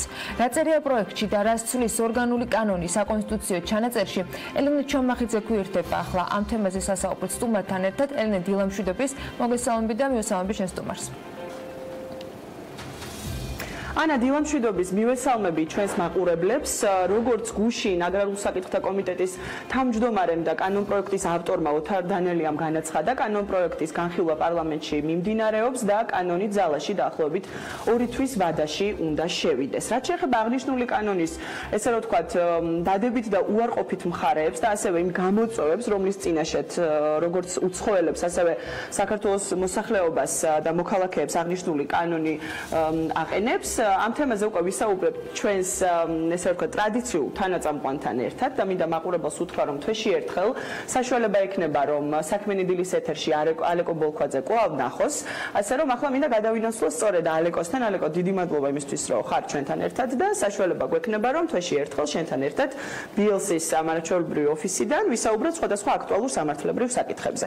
დღეს ეს თემა გახლავთ კანონპროექტი რომელიც შეეხება მიწის სასოფლო-სამეურნეო მიწის საკუთრების შესახებ კანონს და ამ კანონის ირგვლივ ვიტრიალოთ ესე რომ ვთქვათ და გავიხსენოთ თუნდაც 28 მაისის ეთერი მახსოვს ჩვენთან იყავი საქმიან დილაში და მაშინ საუბრობდით ამ კანონის დადებით და უარყოფით მხარეებზე. რა შეიცვალა მას შემდეგ ამ კანონპროექტში და რამდენად უკეთესობისკენ თუ უარესობისკენ შეიცვალა ის შენი აზრით? ელენე მოგესალმები და მართლაც ძალიან მოხარული ვარ რომ ჩვენი ეს რუბრიკა გრძელდება ჟელობა სხვადასხვა სამართლებრივ საკითხებზე და მართლაც მე გავიხსენე რომ 28 მაისს გასულ წელს ჰქონდა ეთერი და ზუსტად ამ კანონპროექტის შესახებ საუბრობდით. მას შემდეგ ბევრი არაფერი არ შეცვლა. მე მინდა ვთქვა რომ სამწუხაროდ მდგომარეობა გაუარესებულია მიუხედავად იმისა რომ საერთაშორისო ორგანიზაციები არასამთავროები და აგრეთვე სხვადასხვა სავაჭრო პალატები ინტენსიურად მუშაობდნენ მთავრობასთან რომ ეს კანონპროექტი არ ყოფილიყოს მიღებული იმ ფორმით რაც არის. დღეს სახეზე გვაქვს ჩვენ კანონპროექტი რომელიც 28 მაისთან შედარებით გასული წელს უფრო უარესიც არის. აი რა ნაწილში არის უარესი ვთქვათ რა მიმართულებით თვლი რომ ხარვეზები უფრო და უფრო მეტი რაოდენობით ჩნდება ამ კანონპროექტში. მე მინდა თუ გვაქვს საშუალება ზუსტად ერთი წუთს ავიღებ დროს რომ განსაზღვროთ ეხლა არის კანონი ორგანული კანონი სასოფლო-სამეურნეო მიწის საკუთრების შესახებ და როგორ მივედით ჩვენ ამ მდგომარეობამდე რომ დავუშვათ რატო იცვლება ეს კანონი. და მე მოკლედ აღნიშნავ რომ ეს არის თავის დროზე ჩვენ ქონდა 1996 წლის 22 მარტის კანონის სასოფლო-სამეურნეო მიწის საკუთრების შესახებ, რომლითაც საქართველოს მოქალაქეებს თუ უცხოელებს, ფიზიკურ თუ იურიდიულ პირებს ჰქონდათ მიწაზე საკუთრების უფლება, რო ჰქონდათ მიწის საკუთრებაში. შემდგომში, როდესაც ქართული ოცნება მოვიდა ხელისუფლებაში, მათ მიიღეს მორატორიუმი, რომ უცხოელებს ან იურიდიულ პირებს, უცხოურ იურიდიულ პირებს არ ექნებათ უფლება, რომ ჰქონდეთ საკუთრება სასოფლო-სამეურნეო მიწაზე. ეს მორატორიუმი საქართველოს საკონსტიტუციო სასამართლომ 2014 წლის 24 ივნისს არაკონსტიტუციურად გამოაცხადა. და დაზინა, რომ თუ ასეთი შეზღუდვის მიღება არის საჭირო და მიზანშეწონილად მიგაჩნიათ, მაშინ უნდა განხორციელდეს საკონსტიტუციო ცვლილებები, იმიტომ რომ არაკონსტიტუციურია ეს მორატორიუმი.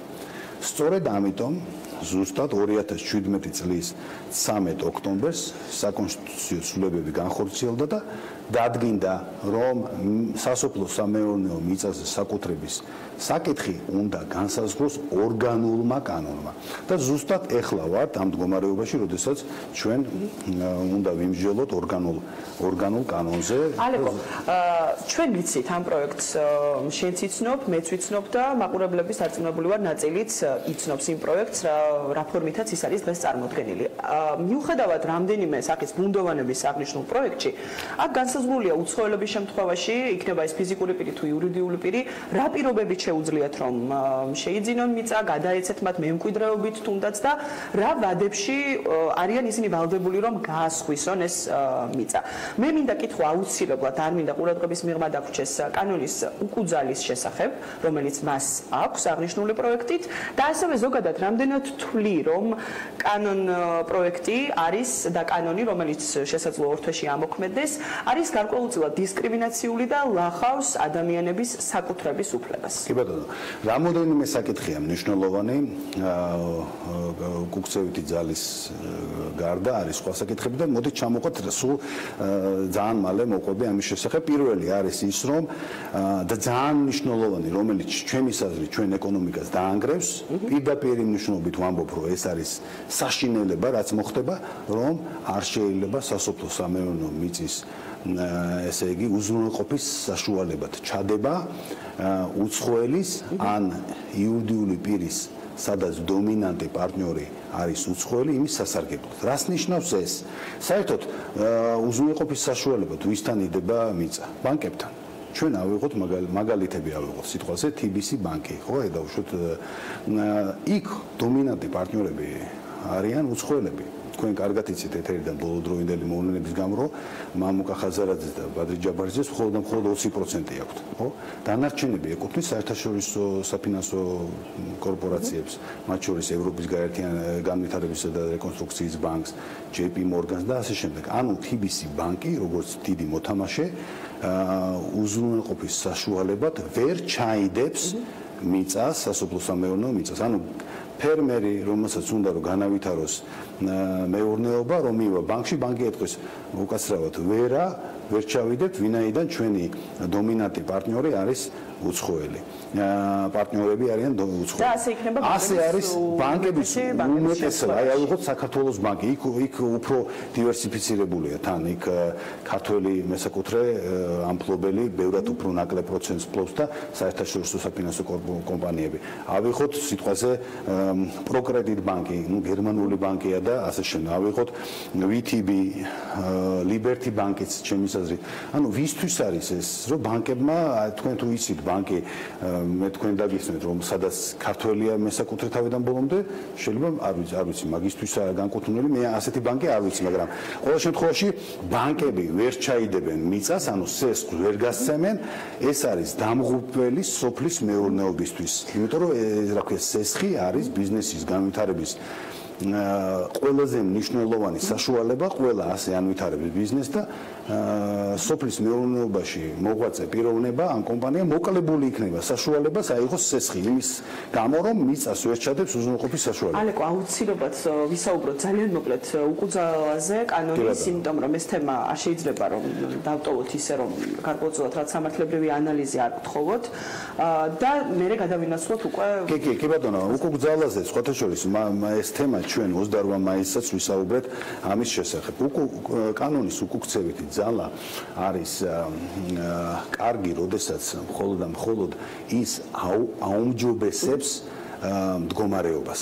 სიტყვაზე დაუშვათ აი პოპულარულ მაგალითს გეტყვით რა რაღაცა ადამიანმა ჩაიდინა დანაშაული, რომლისათვისაც მიესაჯა 5 წელი, მაგრამ მერე დადგინდა რომ ამ დანაშაულისთვის სასჯელი არის ჯარიმა ან სიტყვაზე ერთი წელი. ხო, ეს მაშინ კარგია. მაგალითად ეს ჩვენ მარიხუანას მოხმარებასთან დაკავშირებით რა სიტყვაზე რომელიც მარიხუანას მოხმარებისთვის ზის და აქვს მისჯილი ამ ახალი კანონის ამოქმედების შემდგომ მაგ ან უნდა გაანთავისუფლონ ან ჯარიმით უნდა გამოიდეს. სიტყვაზე როდესაც უმჯობესდება. აქ უკუცევითი ძალის გამოყენება იმ პირების მიმართ, უცხოელის მიმართ, რომელსაც ესა აქვს მიწა აქვს სასოფლო-სამეურნეო და ეხლა უნდა უთხრა, იცი რა, გაყიდე ეს მიწა. ეს არის ძალიან დამაზიანებელი ჩვენი იმიჯისთვის, საინვესტიციო გარემოსთვის. რას ნიშნავს ეს? ის რომ საქართველო არ იქნება სანდო ქვეყანა.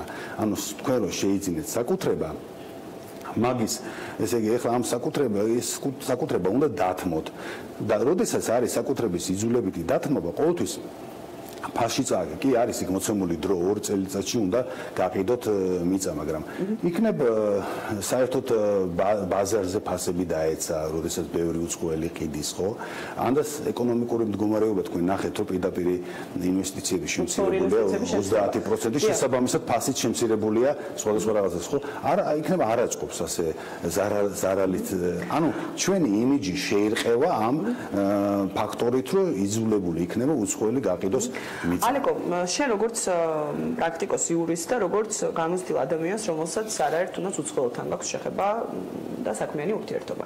ამ მიმართულებით რეკომენდაციები რა შეგიძლია ვთქვათ, რომ დაასახელო, რომელიც უნდა იყოს გათვალისწინებული, თვლი რომ უნდა იყოს გათვალისწინებული ამ კანონპროექტში და მანამდე ვიდრე ასე ვთქვათ, საკომიტეტო განხილვები უკვე დაიწყება ამ საკითხზე, ვთქვათ, რა მიმართულებით უნდა შეიცვალოს და რა კორექტივები უნდა შევიდეს ამ კანონპროექტში. როგორ ფიქრობ? აი რა მიმართულებით და უკვე უნდა დავასრულოთ. კი ბატონო, ესე იგი თუ ესე იგი დრო არ გვაძლევს საშუალებას, მე გთხოვდით რომ დადოთ აი ეს სურათი, სხვათა შორის კი, ჩვენ ახლა საშუალება გვაქვს რომ საერთოდ ვთხოვოთ რომ ფოტო რომელიც ზუსტად ავსტრიის თავზე მიფრინავდი და ეს ფოტოსურათი გადავიღე. ეს არის რა ჩვენი ეს არის ავსტრიის თავზე მიწა როგორ იდეალურად არის დამუშავებული და სასოფლო-სამეურნეო მიწა და აგრეთვე ამ სურათზე თქვენ ნახავთ რომ არის ქარის წისქვილები. ანუ აქ რეალურად მიწას აქვს სასოფლო-სამეურნეო შერეული დანიშნულება.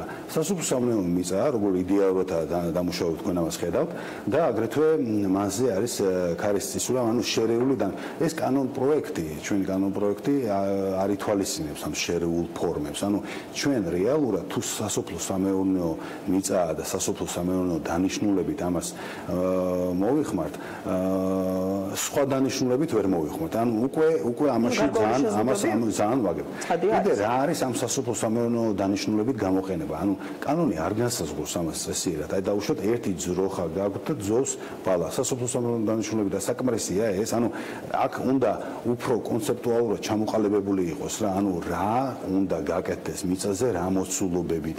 ვინ განსაზღვრავს ამას დაუშვათ?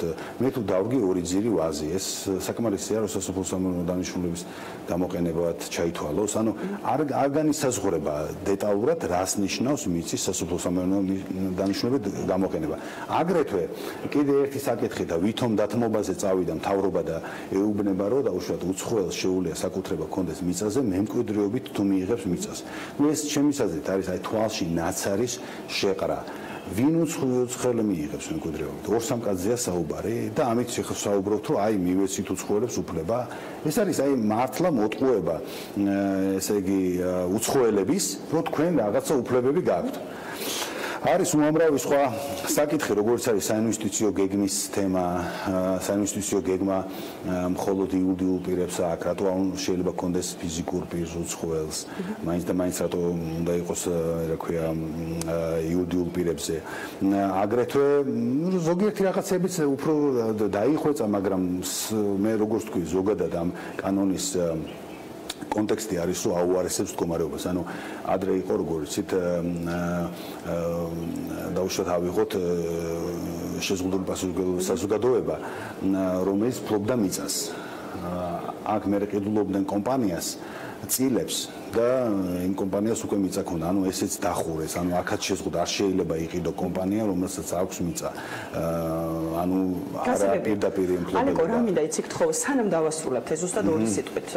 თუ შეგიძლია შეაფასო შენ მხრივ, რამდენად არის აღნიშნული კანონპროექტი ბუნდოვანი, იმიტომ რომ ის გარკვეულწილად კონკრეტულ კრიტერიუმებს, თუნდაც რა შემთხვევაში გადასცემს საკუთრებაში სახელმწიფო უცხოელ იურიდიულ პირს მიწას, ასე კონკრეტულად კრიტერიუმები არ არის გათვალისწინებული, ასევე იქ ნახსენებია საინვესტიციო პროექტები, რომელიც უნდა წარმოადგინოს და ასე შემდეგ.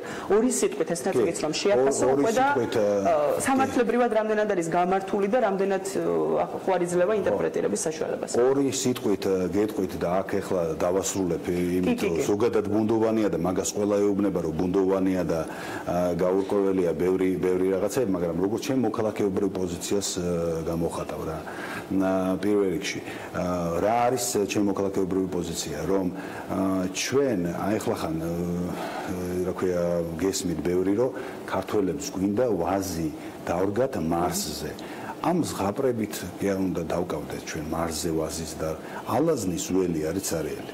ჩვენი განვითარების სოფლის მეურნეობა შეიძლება 8-ჯერ უფრო მეტჯერ 800%-ით განვითარდეს. ჩვენ გვჭირდება დაახლოებით 1 ჰექტარზე 15-დან 50,000 ლარის დახარჯვა.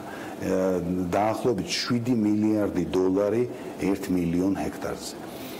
ეს ფული საქართველოს არც კერძო სტრუქტურებს და არც სახელმწიფოს არ გააჩნია. და ჩვენ რო ვზღუდავთ უცხოელების შემოსვლას, აი ვიქნებით ისეთივე ჩამორჩენილი და გაჩაჩანაკებული ქვეყანა, როგორიც ვართ. გასაგებია. ალეკო, ძალიან დიდი მადლობა იმისთვის, რომ იყავით ჩვენთან ერთად და მე ისევ შევახსენებ მაყურებელს, რომ თვეში ერთხელ ექნება საშუალება, რომ შენი შეფასებები მოისმინოს სხვადასხვა სამართლებრივ საკითხებზე. ალეკო ბოლქვაძე იყო BLC-ის პარტნიორი ჩვენთან ერთად. ვიმყოფებით BLC-ის ოფისში და ვსაუბრობდით სასოფლო-სამეურნეო დანიშნულების მიწის შესახებ კანონზე, რომელიც ოთარ დანელიას განმარტებით დაახლოებით 2 თვის ვადაში უნდა ამოქმედდეს.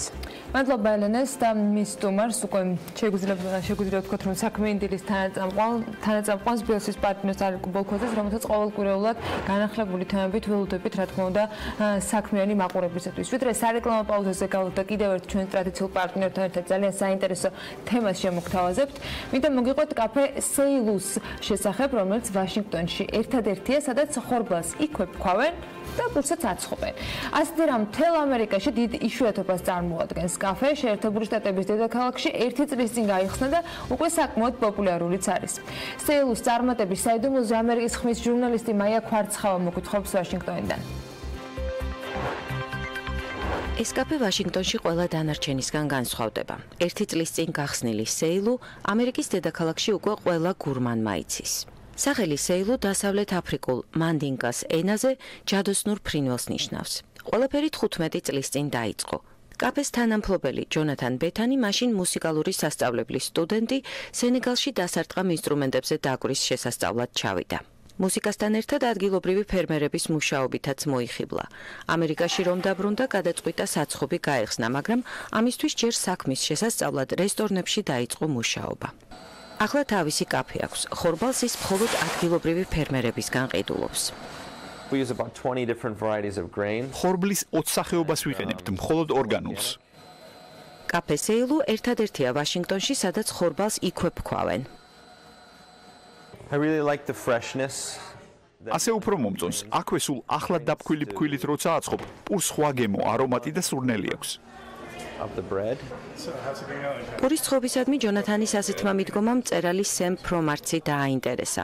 ავტორი წიგნის საუკეთესო პურის ძიებაში.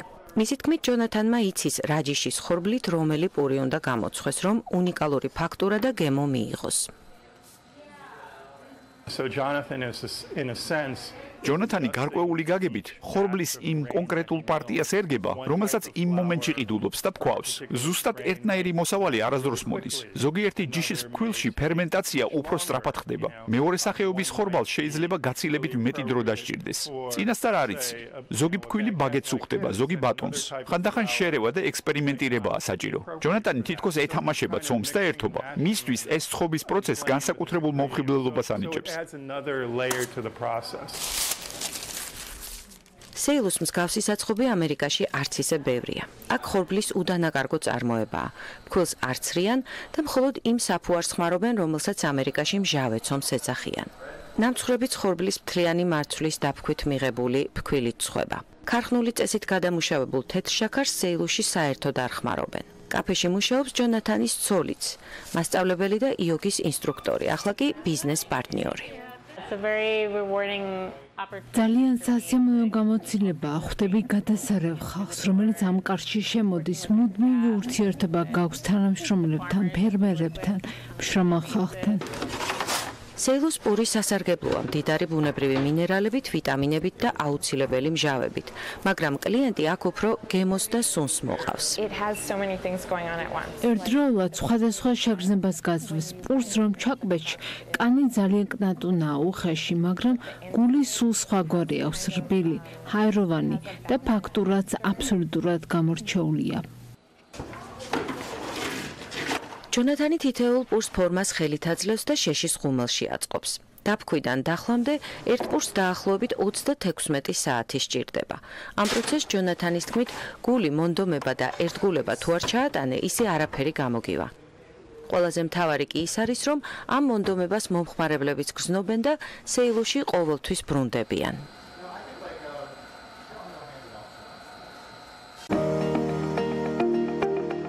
ამინდის პროგნოზის სპონსორია სადაზღვევო კომპანია უნისონი.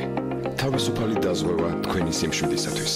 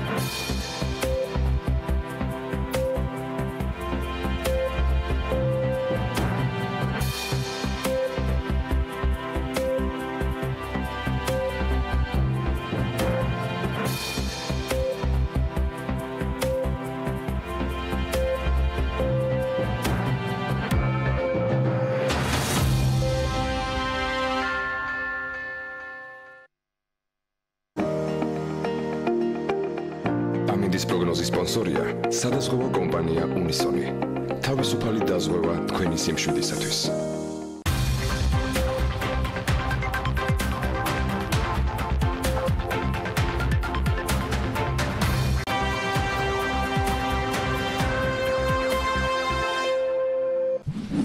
რუბრიკის სპონსორია M-კვადრატი. რუბრიკის სპონსორია დირსი, მასშტაბური საცხოვრებელი კომპლექსი თბილისში. საქმიანი დილის ბოლო ბლოკში ტიკა ქარდავა და მისი სტუმარი შემოგვიერთდნენ პროპერტი ჯორჯიაჯის დამფუძნებელი და მმართველი მარიამ ასათიანს Remax Capital-ის მართულ პარტნიორს მასპინძლობ. თან ძალიან საინტერესო სიახლეები გვაქვს. Remax Capital-ი საქართველოდან 2 წელი ზედიზედ 100 მეტ ქვეყანაში 7000 კომპანიას შორის მეორე ადგილის პრიზიორია. პირველ რიგში მარიამს მინდა მიულოცო ეს წარმატება. კიდევ მომავალში ბევრი გისურვოთ, ლიკა ახლა მოგესალმები და გითხრა პეტერს. დილა მშვიდობისა ანა, მივესალმები ჩვენს მაყურებელს. ნამდვილად საამაყო და მისალოცი მოვლენა ქვეყნისთვის, უძრავი ქონების სექტორისთვის. ეს კიდევ ერთხელ ზრდის ინვესტორების ინტერესს უძრავი ქონების სექტორის მიმართ და იმის შესახებ უფრო დეტალურად თუ რას მოიაზრებს ეს ნომინაცია, ეს გამარჯვება და როგორია Remax Capital-ის, ასე ვთქვათ, როლი აი ამ ყველაფერში. მარიამი ჩვენი სტუმარი გვესაუბრება. მარიამ, ძალიან დიდი მადლობა, რომ ესეთი სასიხარულო და ქვეყნისთვის საამაყო ამბით მოხვედი ჩვენთან სტუმრად.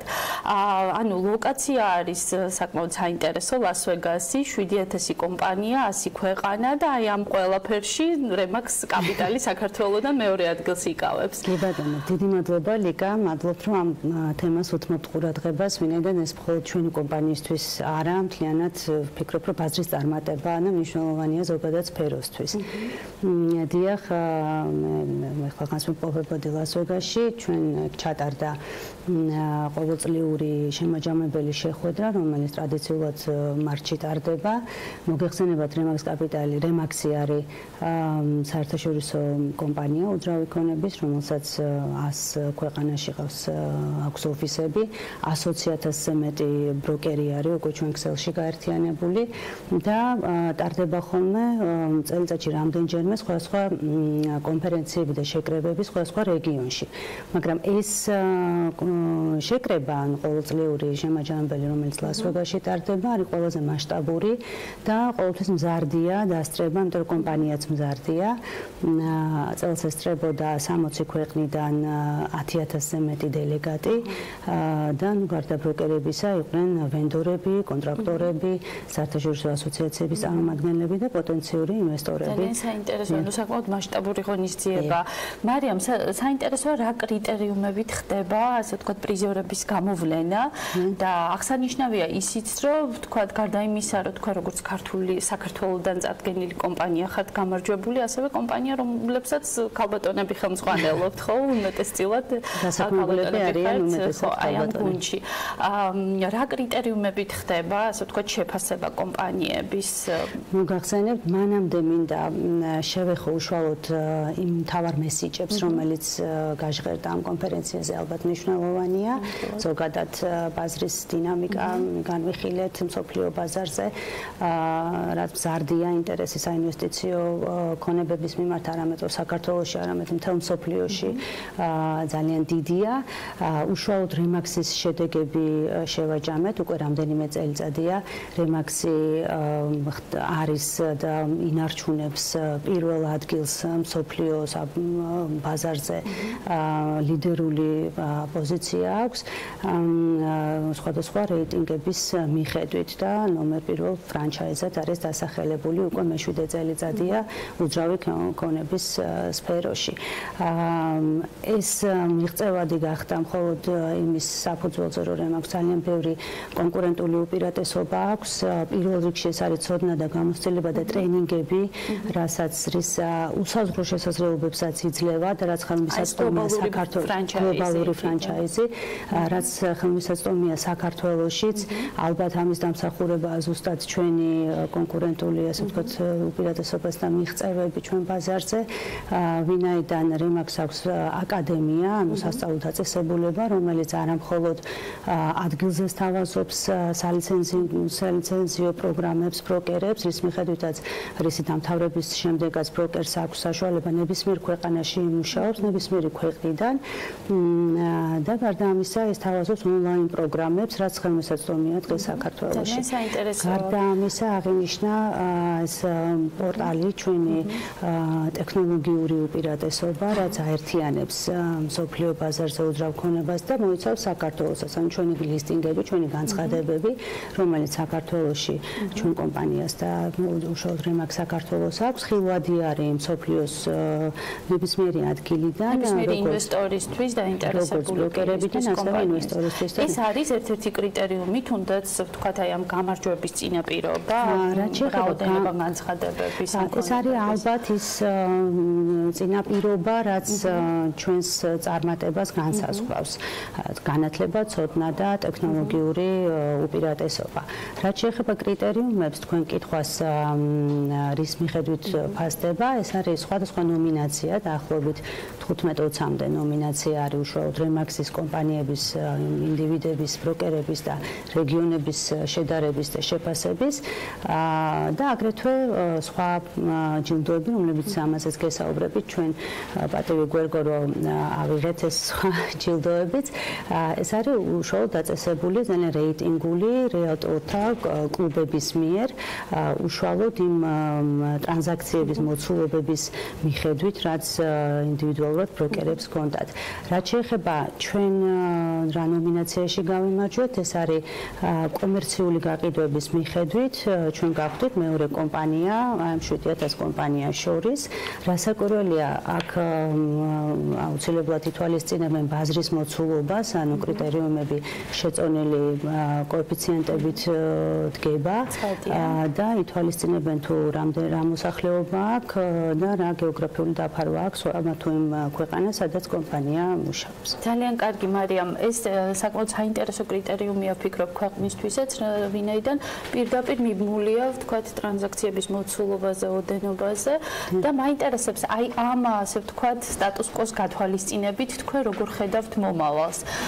იმ ფონზე რომ სახეზე გვაქვს ვთქვათ, რეგულაციები, სამშენებლო რეგულაციები, ფინანსური სექტორის რეგულაციები, რომლებიც გავლენას ახდენს ვთქვათ, უძრავი ქონების ტრანზაქციებზე და მსყიდველობით უნარზე და ინვესტორების განწყობებზე, თქვენ როგორ პროგნოზს აკეთებთ, რომ გადმოვინაცვლოთ საქართველოში, როგორი მოლოდინები გაქვთ სექტორის მიმართ 2019 წელს? მოლოდინები პოზიტიურია და შეუძლებელია სხვანაირი იყოს ესეთი აღიარების შემდეგ, ასე ვთქვათ, მაგრამ ბუნებრივია რეალისტურადაც ვაფასებთ რამდენიმე გამოწვევის წინაშე დგას ახლა ჩვენი სფერო, ეს არის სამშენებლო რეგულაციები, ეს არის დაკრედიტების იპოთეკის საბანკო რეგულაციები და ეს უახლახანს ისევ აქტუალური თემა, ეს არის სასოფლო-სამეურნეო მიწების უცხოელებზე გასხვისების ახალი კანონი, რომელიც სამი, ასე ვთქვათ, ფაქტორია, რომელიც გარკვეულ სხვადასხვა სექტორებზე აუცილებლად მოახდენს გავლენას. თუმცა, რასაკვირველია, ბიზნესი ყოველთვის ცდილობს, რომ რაღაცნაირად გადაალახოს ეს გამოწვევები და შესაძლებელია საპასუხო ქმნან, ცალ-ცალკე უნდა მიმსჯელოთ ალბათ ამაზე, არ ვიცი თუ გვაქვს ამისი დრო და ფორმატი. ვფიქრობთ, რომ აი რაც შეეხება ამ საცხოვრებელ სეგმენტს, რასაც უფრო მეტად შეეხება სამშენებლო რეგულაციები და საბანკო რეგულაციები, დაძლევადია თუ ბიზნესი მოახერხებს რაღაც შეთავაზებების ან დეველოპერებს გულისხმობ შიდა განვადებების რაღაც მარკეტინგული პროექტების შეთავაზებას მომხმარებლისთვის და შეძლებს რომ დავძლიოთ ეს ერთობლივად. სხვა მხრივ რასაკვირველია მოსალოდნელია კლება, იმიტომ რომ ფინანსებზე წვდომა მოსახლეობის არის ნაკლები. კი ბატონო მარიამ, ხომ არ ფიქრობთ, რომ ვთქვათ, იგივე ძალოდიანი განვადებების შეთავაზება დეველოპერების მხრიდან გარკვეულ რისკებს, ვთქვათ, საბანკო სექტორიდან გადაიტანს კერძო სექტორის მისამართით? სავარაუდოდ ასეც მოხდება, ადრე თუ ეს რისკები ინდივიდუალურად მომხმარებელზე იყო, ახლა ეს დეველოპერებზე იქნება და ეს მარტო დეველოპერებს არ ეხება, თქვა ჩვენ სფეროში კი უფრო მეტად ისინი არიან ასე ვთქვათ სუბიექტები, მაგრამ ეს სამოხმარებლოს ესხებსაც ეხება და ეს არის საყოფაცხოვრებო ტექნიკის მაღაზიები და ასე შემდეგ. ანუ ბიზნეს სექტორზე არის რისკი, იმიტომ რომ ბიზნეს სექტორი არის იმ არჩევანის წინაშე, მათ უნდა შეუმცირდეთ გაყიდვები თუ აიღონ თავის თავზე რისკი და თქვა თავად შესთავაზონ განვადებები. სწორედ ეს არის რამდენად მოხდება ბალანსი, ისე რომ თქვა საგრძნობლად არ შემცირდეს მოთხოვნა იმის გამო რომ ადამიანებს სტომა არ ექნება თქვა იპოთეკურ სესხებზე და რამდენად შექმნის ეს შემდეგ ჭარბო პროდუქციას ბაზარზე და ბუნებრივია ეს ფასად შეეხება. მარიამ, ვინაიდან თქვენ ახალი ჩამოსული ხართ აი ამ დიდი გლობალური ღონისძიებიდან, Remax Global-იდან და იქ შესაძლებლობა გქონდათ, რომ შეხვედროდით ძალიან ბევრ ვთქვათ ინვესტორს, იგივე ვენდორებს, ბროკერებს. როგორ ხედავთ თქვენ, რომელი ქვეყნები არიან დაინტერესებულნი საქართველოში და უფრო რომელი უძრავი ქონების მიმართულებით? ჩვენ მანამდეც ვაკვირდებოდით, ბუნებრივია, სულ გვაქვს საერთაშორისო ტრანზაქციები, სწორედ აი ჩვენი იქიდან გამომდინარე, ჩვენ ვართ წარმომადგენელი ძალიან მძლავრი საერთაშორისო ბრენდის მუდმივად არის ინტერესი ჩვენი სხვადასხვა ქვეყნებში არსებული ოფისებიდან და ძირითადად ჩვენი ქვეყნით დაინტერესებული ქვეყნები არის რეგიონის ქვეყნები, ეს არის აზერბაიჯანი, თურქეთი, უკრაინა, რუსეთი და ასე შემდეგ. თუმცა არა მხოლოდ ევროპა, ამერიკა, ვერ ვიტყვი რომ მხოლოდ ჩინეთი ძალიან აქტიურად არაბეთის ქვეყნები, თუმცა ძალიან ისეთი აქტიური ინტერესი გამოვიწვიეთ ეხლა არა მხოლოდ აი ამ პირდაპირ დაინტერესებული ქვეყნების წარმომადგენლები და ვინაიდან იყო რაღაც გარკვეული აღმოჩენა ბევრისთვის, რომ საქართველო არის პატარა ბაზარი, სადაც წარმომადგენელი კომპანია, ფრანჩაიზ კომპანია უკვე მეორე წელიწადი ზედიზედ კომერციულ სექტორში იღებს მეორე ადგილს, რაც ბუნებრივია მხოლოდ ჩვენი კომპანიის საქმიანობის მაჩვენებელი არ არის, არამედ არის ზოგადად ბაზრის პოტენციალის მაჩვენებელი. ეს იყო ძალიან კარგი იმიჯი ინვესტორებისთვის, რომ ბაზარი არის ძალიან საინტერესო. ვთვლი რომ და იქაც ძალიან ღია ვსაუბრობდით ამაზე, რომ ჩვენს უძრავი ქონების ბაზარს აქვს ძალიან დიდი პოტენციალი. იშვიათი არის ბაზარი, სადაც იჯარით შემოსული შემოსავლის ამონაგები, წლიური ამონაგები ინვესტიციასთან მიმართებაში 10-12%-ია. ეს არის ერთ-ერთი საინვესტიციო ქონებებისთვის ძალიან მნიშვნელოვანია მიმზიდველობის კუთხით, იმიტომ რომ გაჯერებულ ბაზრებზე ის არ აღემატება 3%-ს.